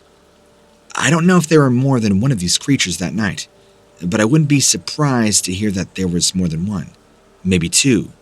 More flying around since we never got to have a better look anyway. They flew away, and their wings were definitely big enough to carry them through the air. We were both so freaked out by these creatures that we booked it in the other direction as fast as we could. The only thing I could really say about their behavior is that they seemed totally indifferent to our presence, like they weren't even interested in us or what was going on around them. Maybe they didn't notice us until we noticed them, but it's hard to tell for sure. I know at least one of them did, because it came down low enough for me to get a good look at its face and body before flying off again, disappearing before my very eyes. I'm planning on trying to get in touch with some cryptozoologists about these same creatures. It's not every day that somebody sees something like this for themselves. If I can find a way to record my voice or write down what happened before it totally eludes my memory, hopefully I can convince somebody how real these things are and have them start looking into them. As far as putting information about these creatures online goes, maybe someday. Right now, there only appears to be a few small articles and sightings on the Mothman and other strange flying creatures.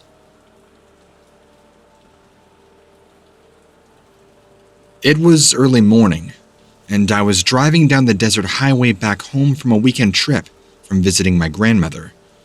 She had been feeling ill, and they wanted me to come check on her as soon as possible. I was avoiding the main highways as much as possible, not wanting to risk getting stuck in traffic, or somehow getting into an accident along the way. My oldest brother lived near this area, and he offered to meet me halfway so we could drive the rest of the distance together, his reasoning being that it could be safer to do so. He had been there when my grandfather passed away a few years back, and he knew how much I loved my grandmother, and vice versa. He wanted me to get there as quickly as possible, without getting into an accident.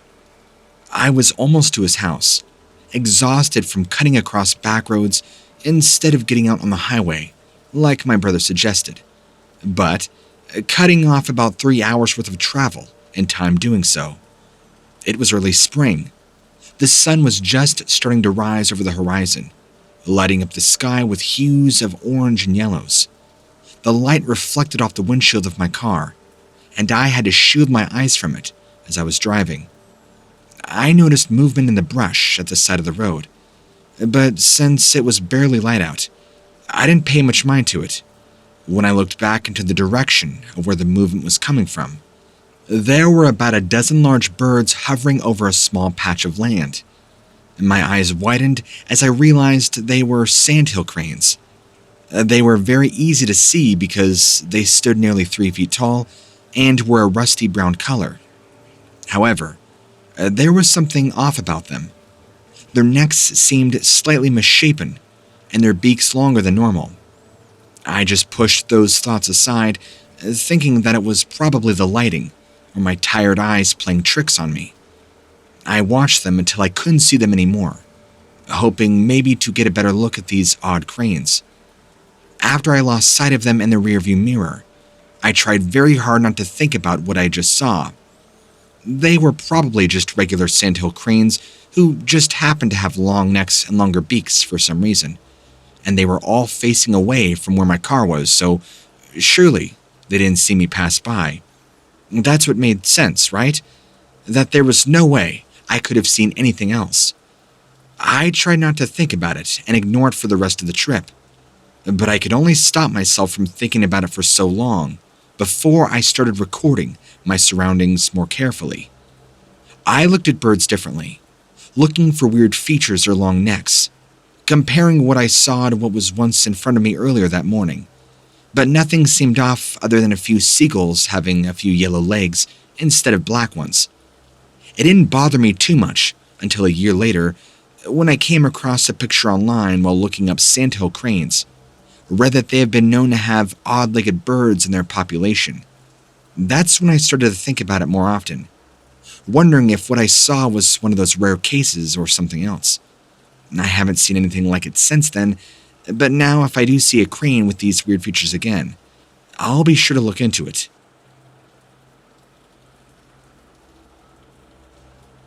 This is the island of Skye in Scotland. It's so secluded and bare that you'd think there were no living things here at all, save for craggy grass, rocks, and boulders under your feet. Isolated by the North Sea on one side and the Atlantic Ocean on another. It sounds like a pretty quiet place to live, but it isn't. Not entirely, anyway.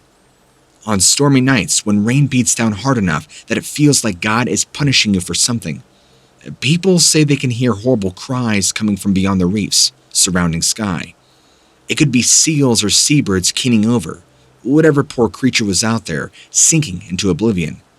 Or, perhaps even worse, it could be something else entirely. Before I saw it with my own eyes, I could not believe it myself.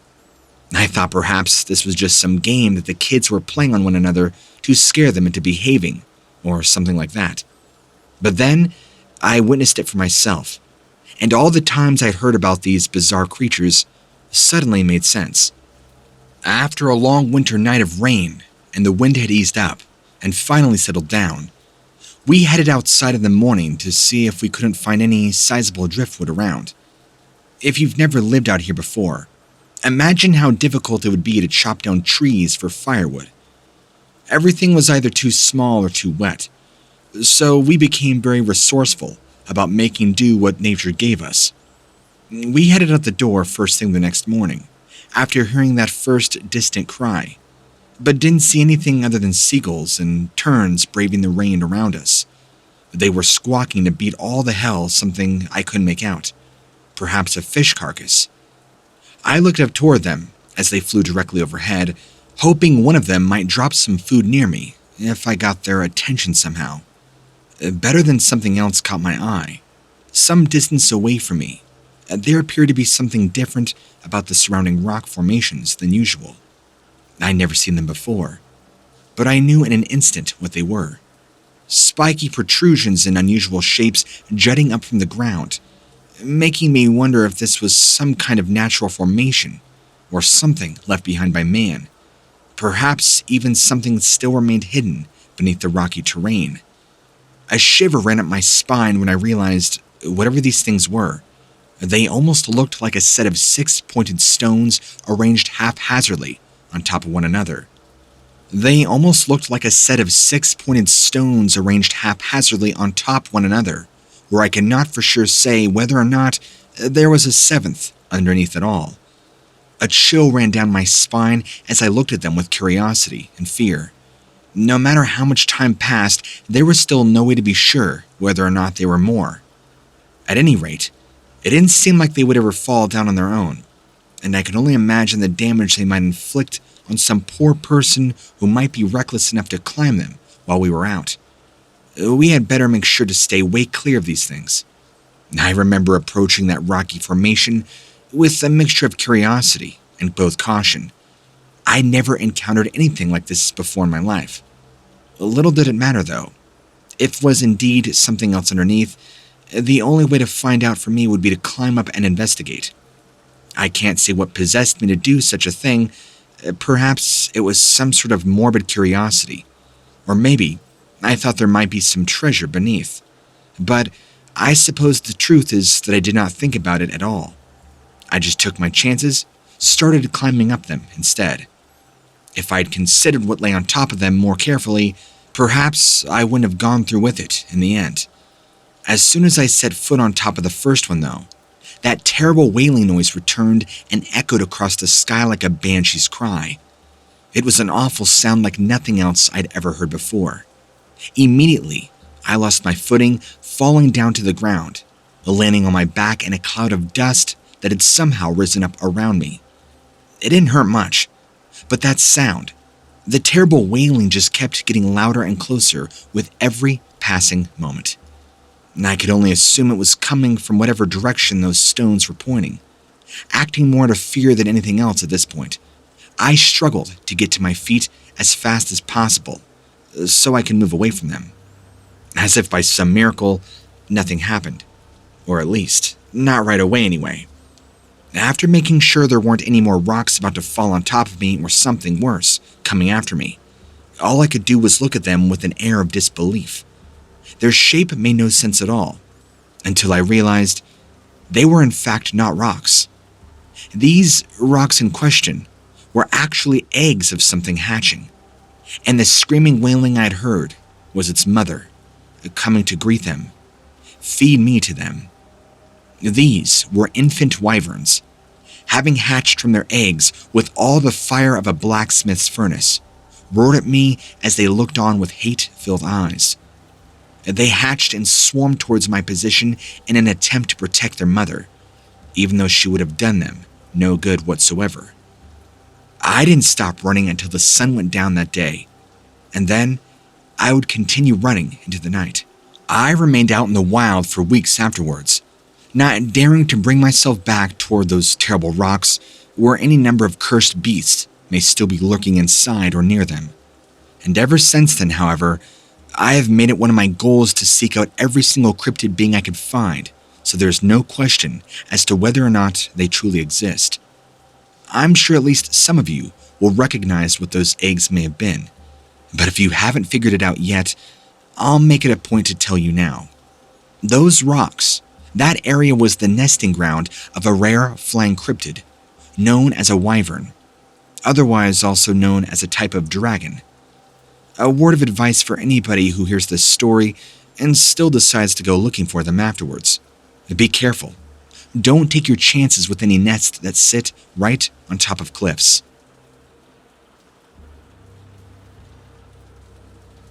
My mother-in-law had just picked up my children and me from school, and we were driving on the highway. It was just after rush hour, so traffic was picking up again. About 5 minutes into our drive, I noticed there seemed to be a large group of people stopped on the road ahead of us. As we grew closer to the scene, it became apparent that there was an unidentified man laying face down in the middle of the road. All these people were standing around him, but nobody seemed to be doing anything, not even checking his pulse. I rolled down my window, screaming and asking everybody what had happened. One woman said she didn't know. All she knew was that she saw him fall out of the sky. She couldn't say how he got there, but she told me that she had already called 911, and they were on their way. I asked her if he fell out of a plane or something, but she said no. It looked like he had just fallen out of the sky by something. I'm not sure why, but for some reason, I just felt compelled to look up into the sky above us. That's when I saw them, flying all around us and descending on us quickly. In the highway was this massive flock of flying creatures. Not quite birds. Everybody on the ground must have screamed, because everybody started running, scattering. The next thing I knew, one of these creatures swooped down and landed right in front of our car. My children screamed when they saw it, but luckily, my stepmother-in-law was quickly thinking, slamming on the gas while I covered my children's eyes so they wouldn't have to see anymore. My whole family stared out the windows until we couldn't see anymore. We didn't stop driving until we made it home. My husband tried to look up ways of identifying what kind of thing these flying creatures were, but he couldn't find anything that matched. I haven't told anybody about this until now, but I guess if you found this story and are willing to share your website with me, then that means you want others like me to come forward and tell their stories too, right? My family is still a little shaken up by the whole thing. Can you blame us? But we know for sure that those things weren't angels or aliens. They were creatures. People need to be more aware of what beings might be out there, because they're definitely not all in the books or movies. My husband also says that he's never seen anything like this before, and that these things are real. They are among us. I guess when you think about it, if they are out there, then why couldn't angels and aliens be too? What do you think? The only thing I know for sure is that my kids will never forget that day. Not just because of what happened to that guy on the road, but because of the flying creatures they saw. Things none of us will ever forget.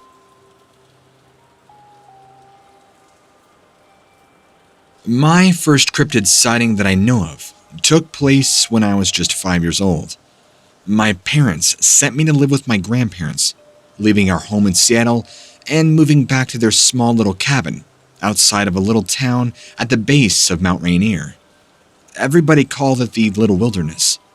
Anyway, I hated being there from day one, especially when my parents left me with only grandmother and grandpa to take care of me while they went off into town or wherever it is that adults go when they want to drink coffee all day and laugh like fools. It wasn't long. I think it was 2 days before grandmother sent me outside to play by myself, which basically meant we lived in the middle of nowhere with no friendly kids for miles around. There really wasn't much else to do than sit on my behind and watch cartoons or read picture books.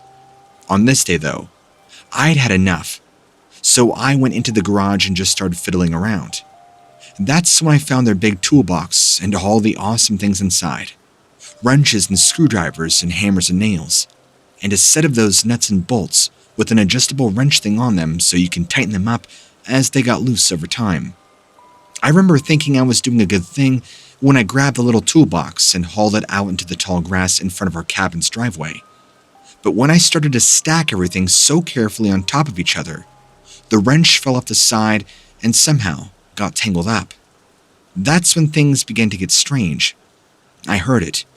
It was like a crunch sound deep in the woods behind me, and coming closer with every step. Like somebody walking barefoot through all the fallen branches and twigs scattered on the forest floor. But there were no such sounds as that when I would take walks before my parents left me with my grandfather and grandpa. And then it stopped, just as suddenly as it started. And everything was quiet again, except for these random bird chirps you hear whenever you're outside, wondering if nature has just gone silent, or maybe your ears have become so accustomed to human noise, they've given up trying to listen anymore. So I waited, but nothing happened. Except for that one time I did hear a few twigs crackle and snap under some kind of weight, and I could swear, even today, that whatever was making these sounds was staring down at me from the edge of the forest up in the trees. I couldn't see anything, even though its eyes were obviously watching me. There was just too much light coming through the trees. So naturally, I started to panic. Not only did my brain fill in all these terrible images of what this thing could be, but once it charged away into the deep woods, I bolted back inside the house and tried to warn Grandma and Grandpa about what had happened. They didn't believe me. Grandma shook her head and said, "It's probably just some wild animal trying to find something to eat. You know how those rabbits and squirrels like to dig up their ground around our flowers, leave their droppings everywhere." Grandpa agreed. "She's right about that, you know." And then he laughed and said, "Ain't nothing we can do about it but live with them. But if they get too nasty, I'll just rig us up a little sum trap out back for all those varmints. Then we'll see who has the last laugh." The same went for every other sound I heard echoing through the woods. They were all just animals doing what animals do. Except this one time, when I knew for sure that there were no animals making the sounds coming from that forest. I was afraid. It sounded like something else entirely, but didn't know enough words to describe how it made me feel. Yeah, there's nothing scary about ghosts or goblins anymore, but they still make your heart beat fast when you're sitting alone in a dark room with all the lights off and every window closed. And even if you don't see anything moving outside or upstairs, at least you can convince yourself there really aren't any monsters peering through your windows watching your every move. Then, pretty soon, it becomes impossible to look away for too long without feeling like something enormous is staring back at you. Now, as I got older, my grandmother revealed something very haunting. She told me that this encounter that happened to me at this age was not only very valid, but that she had been seeing this strange large bird just days before I initially came over. Naturally, you wouldn't tell your 5-year-old this because it would scare them, but she couldn't shake this bird was somehow different. She said that it appeared to be watching her every move, and then one day, she went into the kitchen, started to fill up some mugs with water, and suddenly, this giant bird appears right outside of the thin air right near the window. She screams, runs over to Grandpa, who came running in to see what was happening. There was no sign of this creature anywhere. They thought it might have been an oversized owl at first, but there were no other signs of anything like this ever happening. And Grandma said that this bird was watching her closely, as if it knew who she was, almost like a pet. But more importantly, she felt there was something very strange about the way it stared at her for hours on end. Until one day, she told me everything stopped. It's been over a decade since anything strange has happened to her, or my grandfather ever since, which is why I have no idea what this creature could have been trying to find outside those woods. Neither of them have any answers either. Whatever it was, they felt as if this was a giant owl of some kind, possibly a guardian watching over our house, and we were under its protection. That is what I believe was stalking me that day at the age of 5.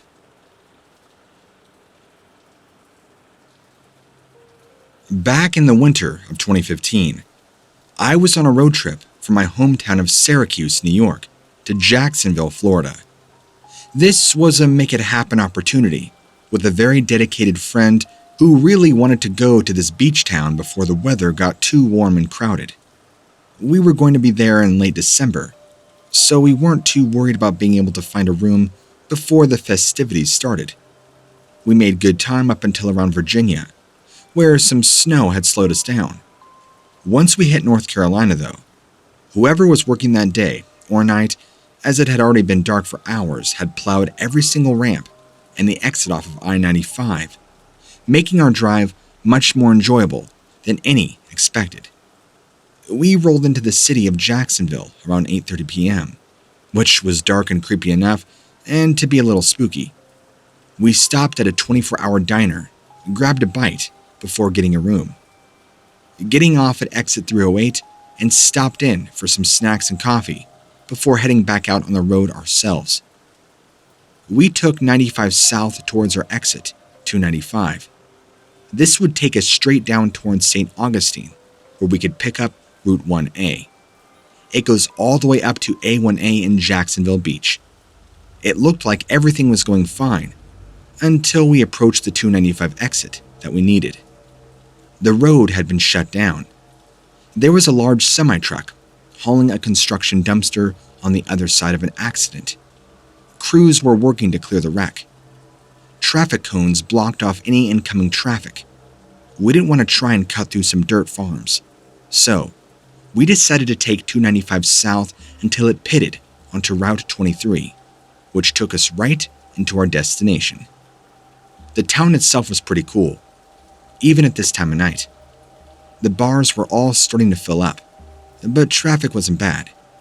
It was a fairly small place that had its share of restaurants, hotels, and shops lining the main strip, which ran parallel to Route 1A right on the Atlantic Ocean. We got checked into our hotel room after grabbing dinner, changing clothes, and headed down towards the beach. Jacksonville Beach has some great little areas for walking around, including an open-air mall with fountains, outdoor seating, and even a carousel. We decided to make our way back up towards the main strip where we can find something fun to do, maybe even meet some locals. So, I'm pretty sure that we saw this large ape-like thing with wings flying quickly overhead where we were. It was around dusk, and we were walking up the boardwalk, which again ran parallel with A1A and overlooked the Atlantic Ocean. We had just passed under a pier that had some shops on the lower level at ground level, and over where we were walking, there was also some heavily wooded areas that seemed to be turning into swampland. The sun was setting behind us at this point, but even then, it still wasn't that dark out. The city had put fences up all along this boardwalk in order to prevent people from falling off, potentially keep them from breaking their necks. We were walking towards the end of this boardwalk when we first spotted it. A large dark shadow with what looked like wings and was barely illuminated by the streetlights that ran along the opposite side of A1A. It seemed to be hunched over where it flew right past us, about 20 to 30 feet in the air. It only took us a few seconds to process what we were seeing at first, since neither one of us expected anything like this. But once it started flying away from us, I looked at my friend and said, "Did you see that?" She nodded quickly in disbelief before she started screaming. We stood there for a moment or two trying to make sense of what we just saw.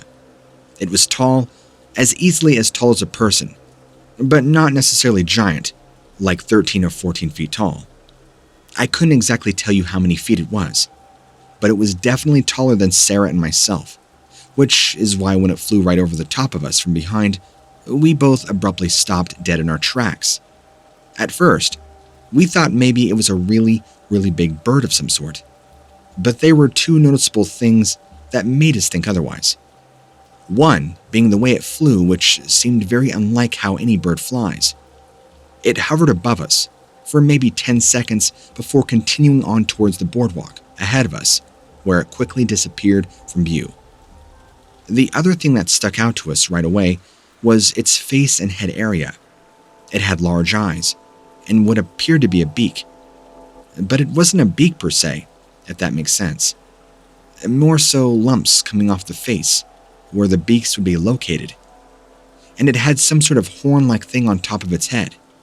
I'll never forget its beady eyes and that face.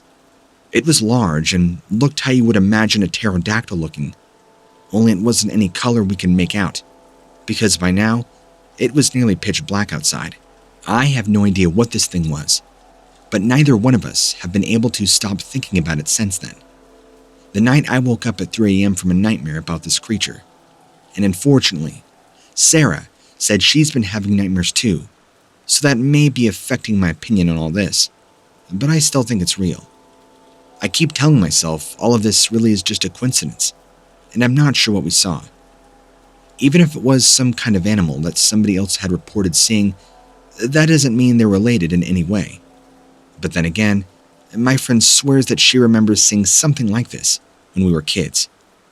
Even my sister-in-law said her dad had seen something similar when he was younger himself. Have you personally heard anybody else talking about such sightings, especially here in Florida?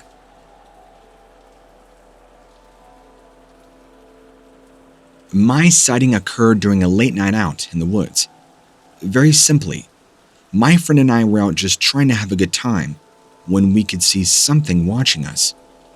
As we watched this creature, we noticed there were several more around us, and they all looked to be staring right at us. It was almost as if we were being hunted down for their snack. We tried running, but I don't think they liked that very much, because as soon as we started moving, they began moving closer, chasing us almost.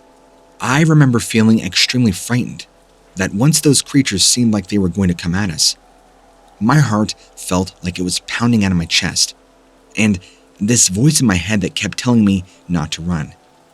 I wish we would have listened to it, because as soon as we turned around to start running, one of those creatures jumped out and attacked us. I felt pain all over, mostly on the back of my neck, but also throughout different parts of my body. It hurt so bad, I could barely stand up, let alone run away. Since seeing these creatures move closer, I have not been able to stop thinking about what could have happened if they actually caught us. I can't stop shivering just thinking about it.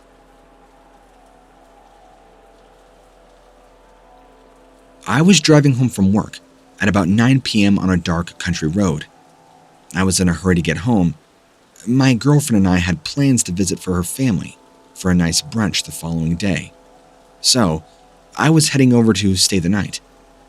It was about 20 minutes into my drive when I see a set of bright headlights coming toward me in my lane. At first, I thought it might have been another car, but as they got closer, I could see that was not the case. They were two lights. Then all of a sudden, this craft starts moving erratically side to side, darting from one side of the road to the other. I pulled over onto the shoulder, stopped, so to not hit this if it continued across in front of me. As I sat there watching the lights move all over the place, I could see that it was starting to approach me. I grabbed my phone and started recording what I saw. This was completely surreal. I was sitting in my car worrying about this possibly being an airplane crashing or something else very dangerous. I decided for my own safety to pull back onto the road and floor it out of there. As soon as I hit the gas pedal, these lights just flew off in the distance and were gone. Then, right after this flurry of large bat-like creatures were flying after it, by the hundreds. Small little creatures, no larger than the size of small dogs. There were hundreds of them. They were terrifying looking. Something like goblins with wings, flying everywhere in the direction that this craft went. I was pretty shaken up after this thing, so I didn't take much note of where I was going. After getting home, I immediately got my girlfriend from her house next door. Yeah, she actually lives next door to me. My girlfriend tells me that she's always seen strange creatures flying around, especially in these woods behind her house, ever since she was little. When she was younger, her parents used to get really worried and tell her it was just bats, but she knew better. She told me that after this experience, she's convinced that what I saw wasn't normal and has decided to always stay away from these woods. She's never seen anything like the creatures I saw, though, and unfortunately, I haven't either.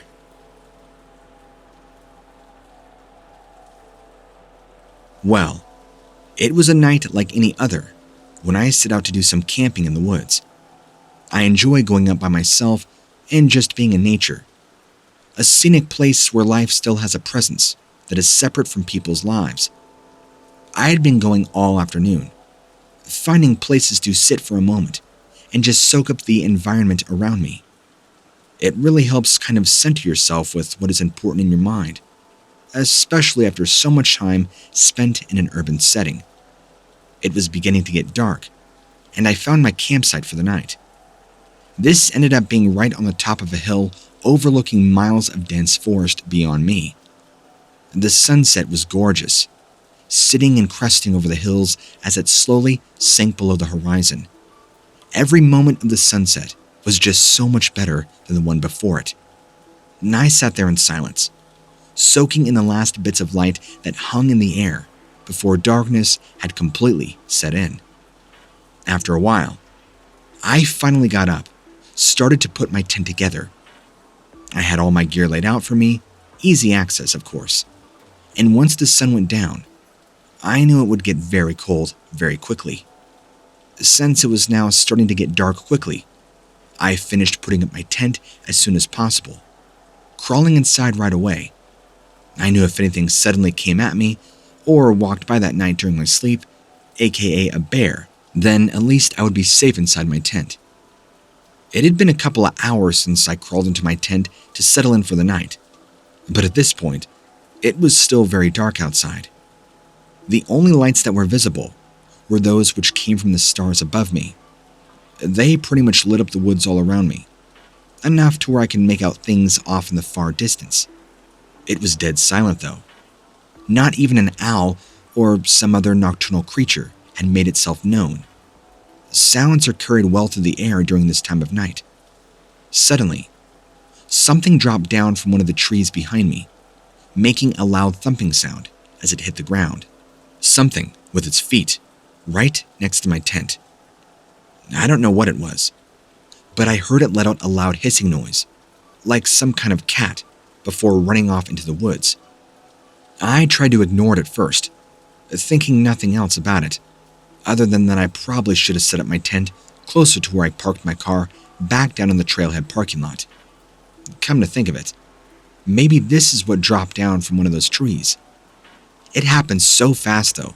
When I turned around, looking for whatever made the noise, there was no sign of anything nearby. So I decided to get out of my tent and take a look around, just in case something got close enough to hear or see me without me noticing its approach. I put my jacket on and boots before stepping outside. I was still contemplating what it might have been that dropped out of the tree near my tent. I kept remembering this one show where somebody mentioned Bigfoot, and how I'll always think about Bigfoot in this situation. This got me thinking that maybe whatever made the noise outside did so because it was trying to get close enough to wake me up.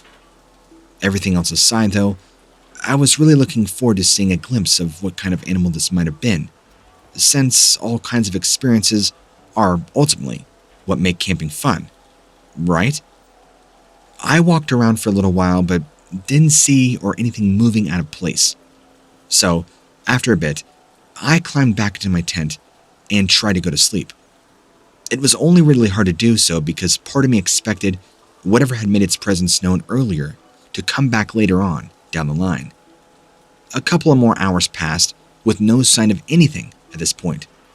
So I decided it was probably safe enough now, since if it were still around, then surely I would have seen or heard something by now, right? I woke up around 7:30 in the morning, sunlight already peeking through the walls of the tent. Normally, this doesn't happen until closer to 8, when I'm usually getting ready. I got out and immediately noticed a number of footprints in the dirt, each one about as big as my body. Being that it was still pretty early on during the camping trip, I decided to pack things up with a few things I brought with me last night, just so I would have some time to drive into town before everybody else showed up for work. So, after eating what little breakfast food I had brought with me, which wasn't much at all, I got back into my car and went on my way towards town. I would probably lean somewhere in between as far as what it might have been. Given my time out there and things I saw, nothing about it really stood out to me, enough for me to think that it had any connection with the paranormal. It happened too quickly for me to identify anything else about whatever made those noises. But at the same time, I know the sudden loud noises like that can easily be mistaken as something else entirely. Well, 2 days after this experience, I asked a buddy of mine who's really into hunting and outdoor stuff if he knew anything which made sounds like what I described, or that is really heavy and would drop down from trees. He thought it sounded like a large cat. But after looking up at the footprints, I'm not sure that's what it was, since these prints did not match those of a wild cat. I've never ever seen anything within my own home, even as far as shadows or such go. However, recently, we started hearing some really loud banging around in the basement. I even caught something moving across one of our cameras down there. That was good enough for me to think whatever is causing all this racket doesn't want us going down there, so we don't. And now we just wait until whatever it is making that noise to go away. My experiences in general with the paranormal have affected me in a way that I can't really describe in words. It's not often that it occurs, but when it does, I'm left feeling confused. Yet, whenever something happens in regards to my own personal experiences, I feel an immediate need to tell others about it. I think the hardest bit for me has been trying to find other people who have had similar experiences. This way, we can discuss them, see if there was any correlation between what we all experienced. We're still looking for such a person, by the way, and so far no such luck. After this happening out at camping, though, I take anything and everything into account whenever I go somewhere. I'm a firm believer in better safe than sorry. And to be honest with you, I think whatever it is I encountered that night most definitely probably had wings and flew into my campsite, dropping down, maybe looking for food. I'm not sure, but I'm glad I never met it face to face.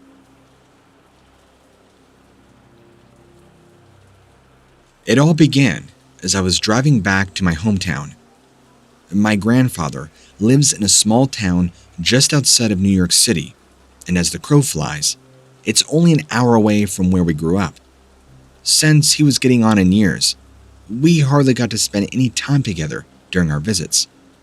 We decided that getting him out and about would be a nice farewell before he finally left this world for whatever comes next. After spending the next day walking through the market and having lunch at his favorite deli, I had promised to take him fly fishing for some trout near the Delaware Water Gap. There were plenty of spots around here that stocked them fresh every spring. It never took us long to catch dinner while taking in the beauty of nature. Ultimately, the best spots were a few hours away, and as we were both getting up there in age, it meant that we couldn't travel quite as fast. Still, what had gotten us this far was nothing more than a little exercise, and he wanted to take advantage of it.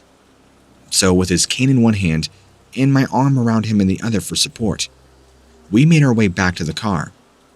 My grandfather went on about taking a trip down south once I graduated from college, but after turning down a few job offers here and spending some time finding myself, he decided that letting me set out on my own was better for the both of us. I had been looking forward to going fishing for years now, ever since he taught me how, and now the last few months, before I finally moved out of California, we had barely gotten to spend any time together. As we stopped by the stream, the sun showed no signs of setting just yet, but it meant that there wasn't another soul around for miles. The gentle sounds of the flowing current filled my ears while the trees rustled along its banks, showing signs of an early spring. A cool breeze ran through us as we set up our things, and although he was getting on in years, his eyes still twinkled with excitement whenever he had a fishing pole in hand. While he tied his fly onto one end of the string, I did the same, so that if one of us managed to catch something, the other wouldn't have to wait too long. Once we were both ready to go, I sat down next to him so that he wasn't all alone, and from there, we just let the rushing water take us back to a time where things made more sense. Now, we had been sitting by the stream for a good hour or two, and I heard a rustling nearby. I thought it might be a local deer or a few of them who seemed rather friendly, but as it turned out, whatever was creeping up on us didn't seem too interested in being our friend. As soon as I got wind of this thing's presence, it began making its way closer to us through the trees. From its heavy, winded breathing and panting, it sounded like this wasn't just an ordinary animal, but something far more dangerous, and from what you might see on an average camping trip. The forest actually fell completely silent for a few moments, as if whatever was sneaking up on us decided that it didn't want to give away its position just yet. I could feel myself begin to nervously sweat, and the leaves began to rustle. It wasn't until I stood up did it finally make its presence fully known with a loud shriek from the treetops. The sound of snapping wood filled my ears, while I watched this dark form leap and glide out of the tree, across a fallen tree, onto another. As it turned its head and looked down at us, what I saw was not the face of an animal, but something that belonged in a completely different world altogether. I asked my grandfather, "What is that thing?" And he answered, "It doesn't sound like anything I've ever heard before." And before I could answer him, another shriek from somewhere beyond the tree line filled the air around us, and this time it was closer, as if our visitor had lifted itself off into the resting place and came out of hiding just long enough for me to catch a glimpse of it again. This time, instead of being hunched over, its forearms were long and seemingly stretched, as if meant to bridge the gap between it and us. Its fingers were thin and webbed, while its skin was dark and covered in scales that closely resembled those of a lizard, or some other sort of reptile. Its eyes had black slits and red pupils, and had this snake-like tongue darting around its mouth. The creature also had what appeared to be a large set of wings as it hissed at us from atop the trees. Although I wanted to run and get away as fast as I could, my body locked up, surrendering me to whatever fate awaited. The only thing I could do was stare at this thing, and I felt myself running out of breath as if something had already wrapped itself around my neck, tightening its grip ever more so that I could not breathe. My grandfather's reaction, on the other hand, was quite different than mine. He turned around and began heading back towards the campsite. He said over his shoulder, "We're leaving, we need to go now." He didn't have to tell me twice. I followed after him, just in case whatever followed us decided to leap down from behind and kill us both right then and there. As we ran, yes, my old grandfather, ran. I could hear it. It heavily landed on the ground once again before letting out another shriek right behind us. And although I wanted to look back, my fear kept me from doing so.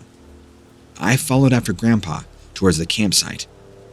The sound of something chasing us slowly began to fade away as we made our way out of the forest. My heart was racing with enough force it could have easily burst right out of my chest at any moment now. My lungs felt like they were about to give up. As each step brought me closer and closer to safety, my feet began planting themselves on the ground more firmly, almost as if I had completely returned to myself again, and continued running for dear life towards the campsite. Even though the danger seemed to be gone, this feeling did not want to go away anytime soon. I entered campsite and collapsed against a tree. Grandfather made his way over to me as he too began panting. We both asked each other what it was, what that mysterious creature was. I wanted to answer him immediately, but my throat seemed to close up at the mere mention of it, let alone what would happen if that thing caught up with us again. All I could do was shrug my shoulders for an answer. After taking some time to catch his breath, Grandfather set up one of our tents instead of leaving. He's crazy, right? Before placing everything else neatly away in its proper place. Although he didn't say anything about it yet, I could see him glancing towards the tree line every now and then, as if he were expecting that thing to show back up, right outside our campsite. To be honest, I wasn't too surprised by his reaction, since he was able to see it with his own two eyes. As night came upon us, Grandfather crawled inside the tent while I kept watch over everything around us, in case for whatever would return. After what seemed like an eternity, my eyelids began drooping down on its own volition before closing shut, before some much-needed rest. Grandpa decided to wake me up just before dawn had broken through the trees. He explained to me that he's feeling lucky today. Grandfather said with a small grin, "I'm going to go out and try my hands at hunting, while you stay here and watch over our things." "Sure," I replied, but didn't move from where I was standing. This place still felt unsafe to me right now. Instead, I decided to keep myself busy by checking and rechecking all of our belongings, in case that creature somehow got into the campsite while we were gone. As time slowly ticked away, the feeling of uneasiness began to rise up inside me once again, as if it wanted me to know that whatever was out there last night wasn't completely gone. Even though Grandfather said he was going hunting, I don't think he had forgotten about last night. And when he quote-unquote meant hunting, I think he knew what he was doing. He kept glancing out towards the tree line before telling me what he was going to do, even though I wasn't able to see it with my own eyes this time around. His behavior told me that something or somebody had followed us all the way here, and for whatever reason, they've been watching us ever since. The sound of a noise brought me back to reality. I turned around in search of its source, my eyes darting frantically from one side of the campsite to another, while trying desperately to find something, anything really, that could have made them snap so loudly. The moment my eyes landed upon the figure standing just beyond the tree line, All fight left me as I stood there completely frozen, petrified. This thing must have been 8 to 9 feet tall, dark red fur covering nearly every inch of its body, except for where its bones were positioned on top of it. On an empty spot on its chest was a large gaping hole. It came face to face with me before running away. I opened my mouth to let out a scream, but no sound came out at first. This being or creature was entirely different than what we saw yesterday. Not until this thing bellowed out something horrible. Before I could even react, the creature lunged itself through the air towards me, razor claws extended outward so it could tear me apart limb by limb. Because of my time to think, irrational thoughts began flooding into my mind and made me wonder, is this all just a bad dream? Some horrid illusion? And the moment those claws were about to reach where I stood, something suddenly struck it from behind, causing it to fly backwards and screech in pain. My grandfather. I thought before running towards him to check up on his condition, if he hadn't saved me just now, I would be dead, without a doubt. When I kneeled down beside him, he had already taken a shotgun and began pumping several rounds into this thing's head, which made it roar out in pain even more than before, all while trying its best to get back up again, so that it could come after us once more. But no matter how hard it tried, crawling across the dirt in our direction, it couldn't do much with part of its guts out of its body. Before this thing even reached us, every single ounce of fight left it when one good hit was all it needed to be taken down. But as it turned out, this thing wasn't the only one that wanted to kill us for some reason. Running towards its fallen comrade was a large group of similar creatures.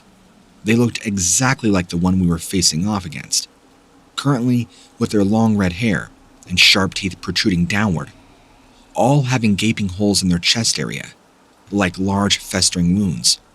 But these were all much smaller, between 2 to 5 feet, mouths getting closer and closer by each passing second. Once they all started running in our direction at nearly the same time, I could barely make out what my grandfather was saying to me without paying much attention to him. I was too busy looking behind myself for any means of necessary of either escape or survival. He just screamed at me to run and to get back as fast as I could. He shouted while attempting to stand up once more, before falling back to the ground with half of his body refusing to move. He had hurt his knee very badly. I'd asked him, "What about you?" But he couldn't muster up the words, before pointing to his pocket, which had the set of car keys. I had taken them from him, and that's when things got worse. Make sure to watch part 2 of this episode to find out what happens at the end of this story.